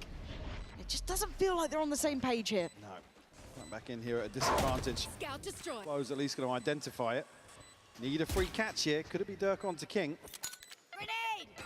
Can't seem to offset that. Forced off Heaven at least, but still doesn't really net them anything. No, and it's such an arduous task to just get back towards sight. That's going to help matters, but the speed up now has to be sublime. Down to just blows in a 1v2. got the spike, at least in eyesight for now. And the time is ticking, beautiful! It's done. It's over, surely no time to play! Walking outside Ara, another one for LEV. Beautiful call here from LEV, anticipating Vitality. You're going to replicate the same thing, but actually, Vitality switching things up. Chronicle, a little bit of an overcommitment to that opening engagement. You know, he just wants to maybe do some damage here. I mean, you're stuck between a rock and a hard place, but Neon's here so quickly to catch the second player. Coming on to bolster this site hold. And even there, One enemy remaining. I mean, the snake bite, the reset for the paint shells as well. They could slow things down a little bit here. Comes a little flustered when it comes down to that 2v1. Beautiful. Clutch though, running the clock down. Impressive work from LEV. I'm really, genuinely enjoying this. Vitality looking a little, as said, out of sorts. Let's see if they can button up now. Looking like they want to make a bit of a pressure play. They're already kind of aware of these traps. We're seeing it. But yeah, far enough forward now to read the util, know what's going on, know they have an opportunity elsewhere on the map. Sayonara is close enough to at least provide some support to Chronicle. And keep in mind, they are currently almost abusing one of the most decorated players in this game, Chronicle. They are making it look like that's the goal. Sayonara here in support. Let's see if they can be, again, synchronized in this. But LEV laying plans for later, not committing to this C approach. Profek obviously the one to take this space with the paranoia previously. Happy to stay present. Let's catch a little info here, just not a shot. I don't think he spotted anything there, but he certainly was seen. And it's 4 to creep back behind this now. What a lovely gear shift. Again, going back to those 4-1s that we know they're notorious for. They have the Seekers if they want to get some security on the site in case they're walking in blind. They'll get great information on this as well. They know they've got room to play into here. Profek desperate to catch the cross, but has to give away position. Yampi on the right side of the map. 13 seconds, this could get dangerous, it could get close, but they've found safety in numbers. They've found security in this. Plant now in playtime on their side, and LEV lighting up the kills. Spikes in, once in, buries them alive.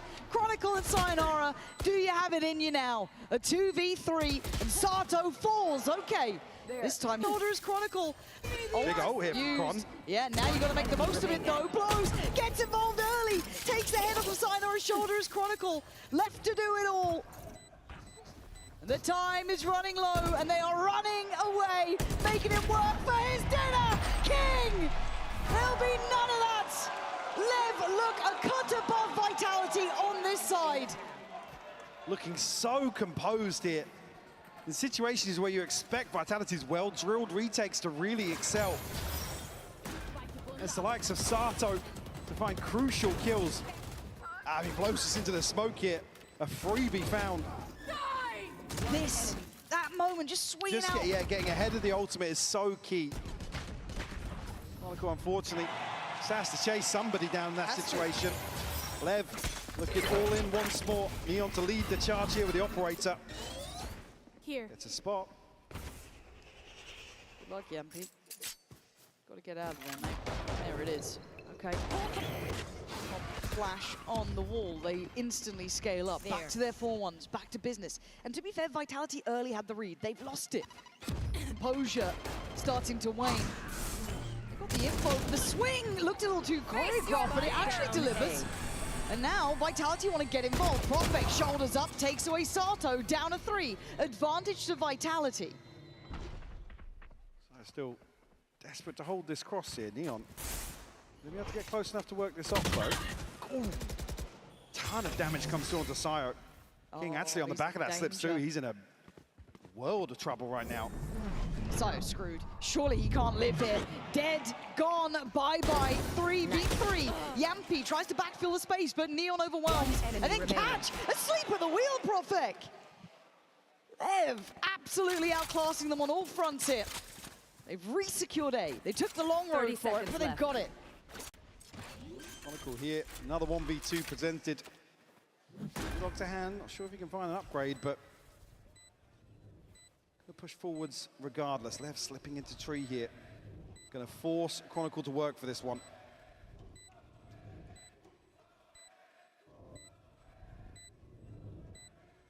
Given time to do this, he can clear out these early spots, but as soon as that spike starts ticking, he's got to make a move here. He must know now that they've given up sight and they're in towards tree. And it feels too little, too late, but I'm happy to be wrong. The swing, it is together, it's in unison, and it's dominant from LEV already, 8-4. These guys look astounding. Yeah, a beautifully called half here. Vitality unable to really find value from these anchors. That's to say as well, Syro's getting a ton of kills. Chronicle, unfortunately, falling short in my eyes in his first half. But, I mean, that's not to take anything away from the way LEV are approaching this.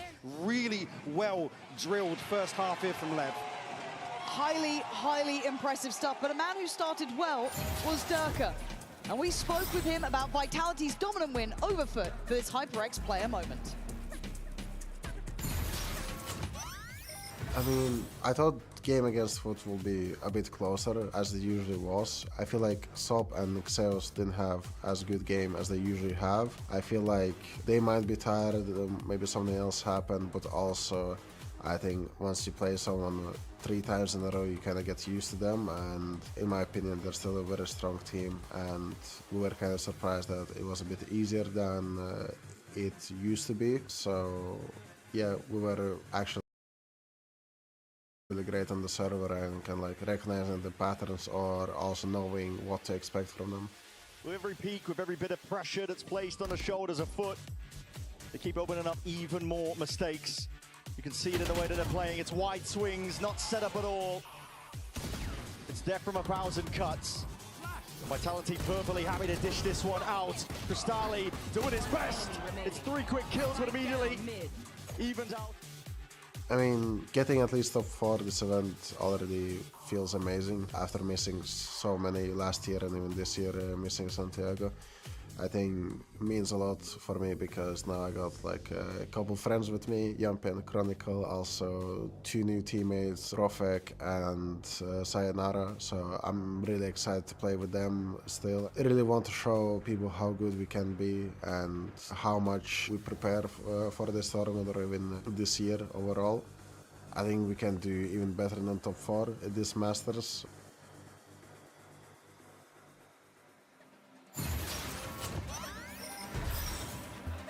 And I have to say it again and again to me here. LEV have come out and set the bar exceptionally high. The in-game leadership on point, the adaptation on point, and they are gunners in the server. Yeah, it's the level of comfort as well. Vitality, like I said, barely even, you know, forcing any sort of pressure onto LEV. A number of situations here where you tee up certain players. I come back to Chronicle, unfortunately not to harp on it, but he's good for his 1 usually in that anchor position. And I mean, historically even good for 3 in those situations. Fortunately now it's the perfect recipe for LEV. Again, you question this composition, or the questions around this composition here. They don't have to force the issue now on the defensive side. Certainly a lot of work to be done here for Vitality to get back into this. Bring them down. Heavy lean towards C here for LEV. Prowler at least will plant the seed of doubt. Wow, smoke here could potentially weaken Spikes' ability to anchor solo here towards A. He's got 4 members of Vitality headed his way. Yeah, but the timing on this as well, it feels like they're going to miss the boat a bit. Maybe banking that the smoke is being respected as kind of a feign, but at this point, if your spike's in, you've got to stay on guard, and the rest of LEV have got to feel something's not right. We've not heard a spike plant on B, we've not heard any deeper utility. Spike's in now knows it. They've been slowly creeping towards that A site. He has help as well. Blows beheaded though. Sayonara saying goodnight to him. That's the first. Spike's in backside. Didn't commit to try and make it out. Has the paranoia, tries to invest, plays ahead of it, plays up front of it, tries to maybe buy some time for some rotation, still holds his nerve, holding their ground. LEV, I thought they were out of this round already, but no. Able to chip back into a 3v3. Rofek just found Spikes in through the smoke, I believe. Had to have been. And the re-swing here as well. Vitality don't even have the plant down. King's taking away Yampi.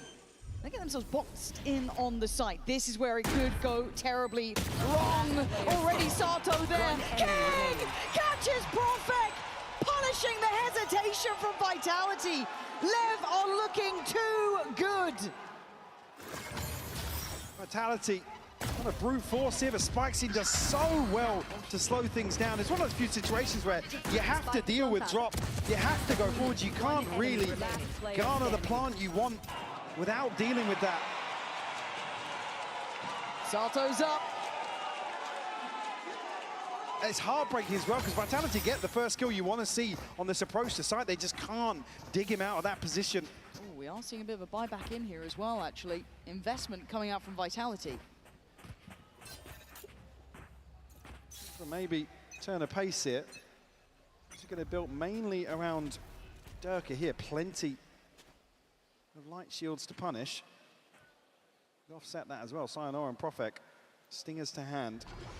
I guess the tough part as well is that Vitality didn't even see Lev on this kind of stack towards Mound. They didn't get to kind of figure that out early. So that's going to be something they have to learn pretty quick. No catch on the flash. You can see how deep Vitality is still playing.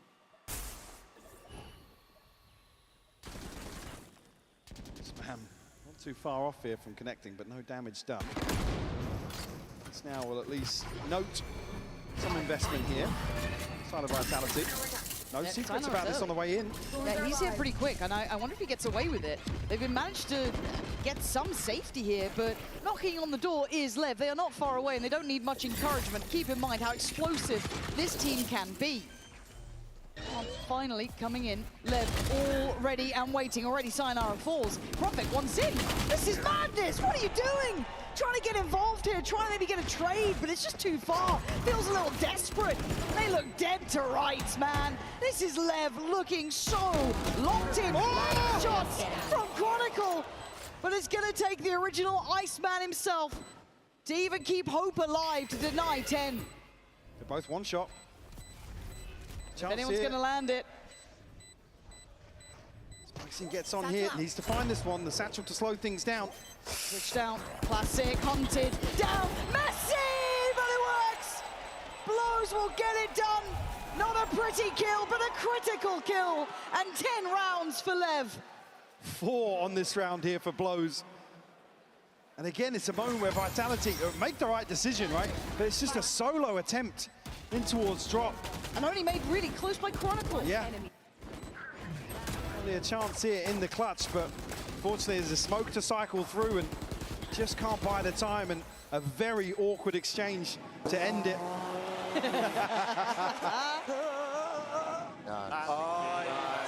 Shit happens, bro. Vitality will pump the brakes here, take their second timeout. Lev still chilling. Haven't had to take a pause for thought. Already at double digits.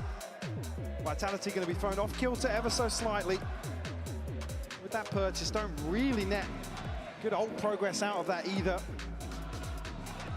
A tough task lays ahead of them. Oh, yeah. Certainly a way back into this, but they are reducing that margin with that round 2 force for sure. And again, need I remind you, this is Vitality's map choice.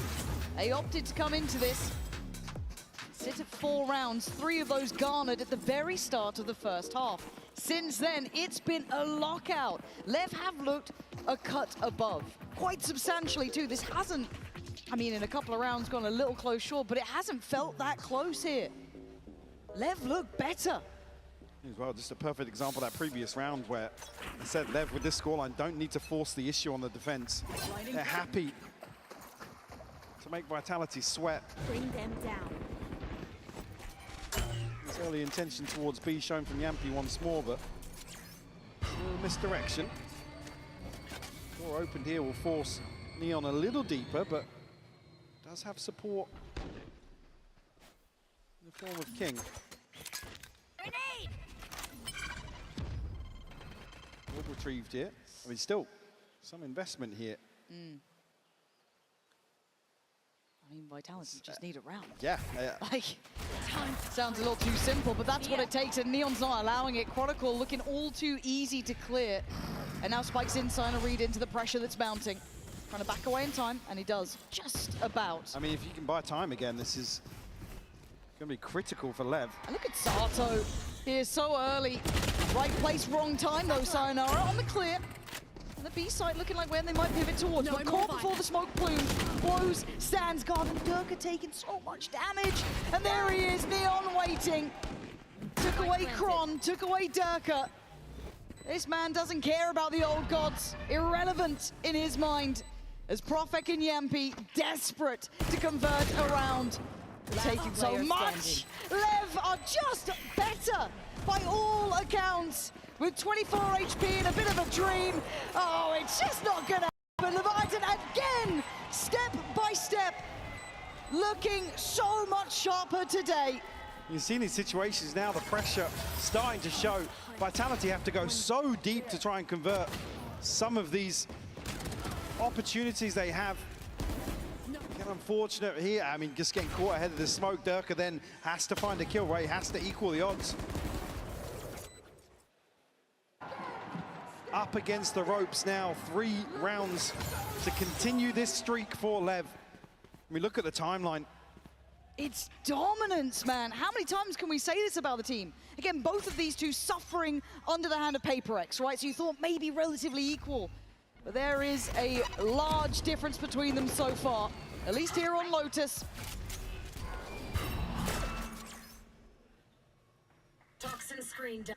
And Neon not relenting. It's endless. So happy to keep pressuring here, knowing that they're up against financial struggles. Punish once more. King here with an Odin in hand, a chance to farm. Sato over the top with the showstopper. It's all going right for LEV. It absolutely is. Lap it up. They look fantastic today. 12 rounds in the blink of an eye.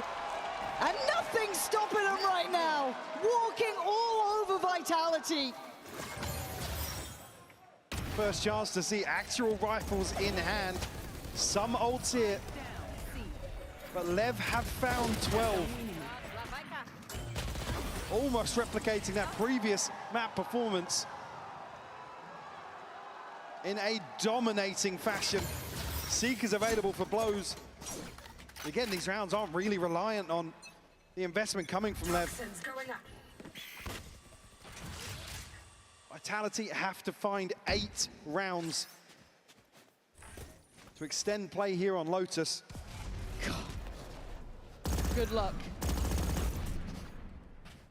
None of the map feels particularly safe either. You don't want to go towards Mound. You don't know if maybe Neon slipped on B again or what's gone on towards Rubble. You're walking in the dark. There's 4 on this side as well, Lauren.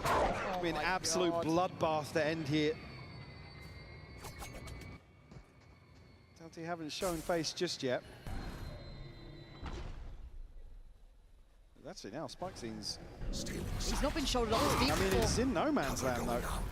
Does he get away? They need this kill. They can't shut him down. Oh, caught by the C's, though. He's got help! You never just find one. They try and stand shoulder to shoulder. But Chronicle and Sayonara finally get them an advantage at a 4v3. Investment here. Won't catch anything, though. Neon not going to be noted initially here. Blows us now, Sayonara. Oh, man. Oh, look at it! Line him up and knock him down, Neon and King, to try and do it now! To take him across the line and Chronicle on 10 HP. But LEV are absolutely relentless in the pursuit of perfection. Map 1 dominance! And that was Vitality's choice. Well, a single look in here for Vitality. 13-4. Do not go anywhere. We will be right back with Split.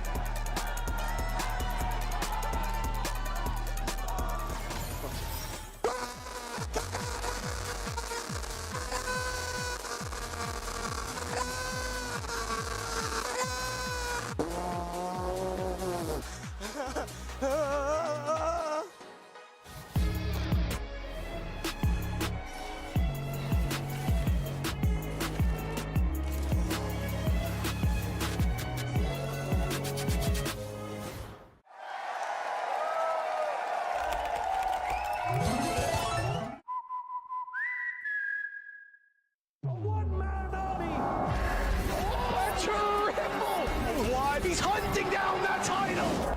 The time to write the next chapter in the esports history books is finally here. And they fold it in his hands yet again! He steps up to the plate, and he could knock this one out of the park! they shall be engraved alongside the greats.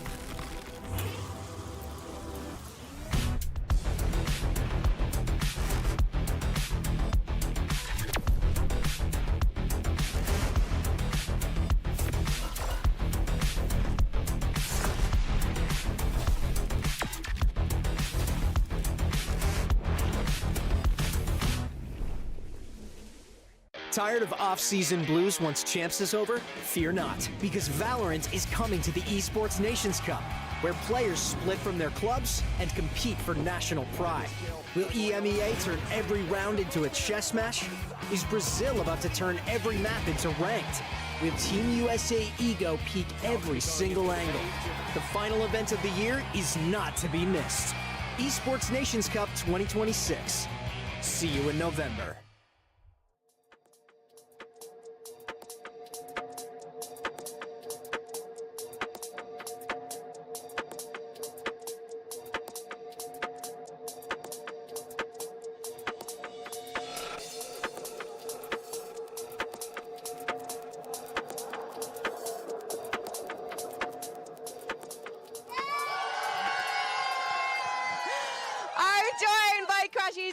So they're about to meet loads of fans. I know they're going to be queuing around the block to meet these two. First of all, Bosa, what's it like seeing all your fans here in London? Yeah, it's lovely. You know, I can't wait to play today. No, joking. No, but it is really nice seeing them. Yeah. And it's so great to have you with us. Crashies, has Bosa been giving you a tour?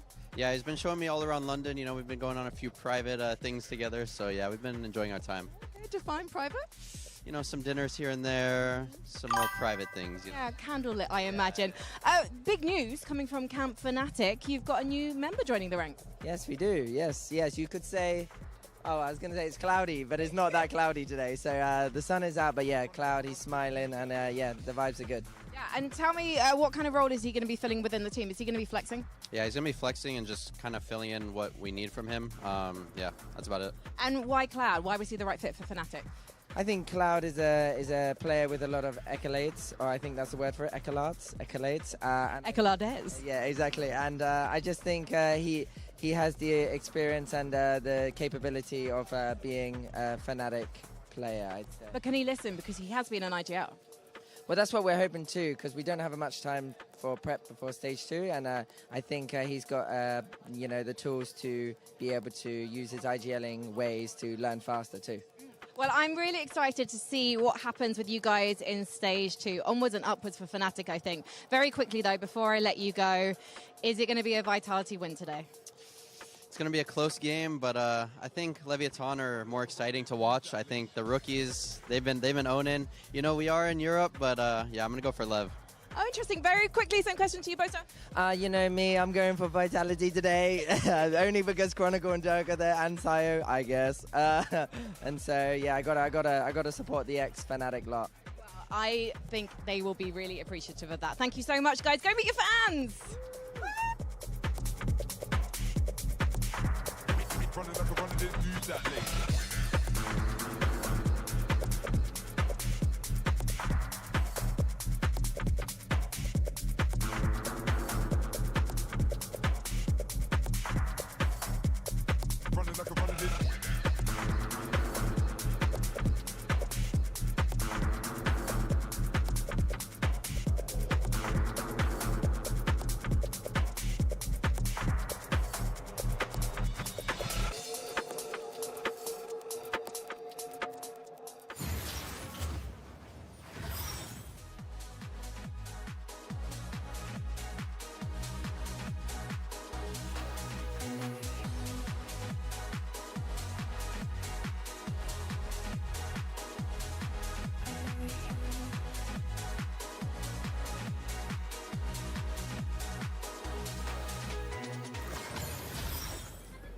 coach, owner of LEV. Owner, congratulations. Dominant win on Lotus. King was, reading Vitality like a book. Neon was on fire. What went really, really well against Vitality? We have a plan. We have a lecture on how they approach that map. We've been training against team with the same style, so we were kind of prepared. But the boys did a really good job individually. So I think that many things connected at the same time. Good preparation and good execution. Thank you very much, Owner. That was Owner, and he seems pretty happy about what happened to Lotus. And he has every reason.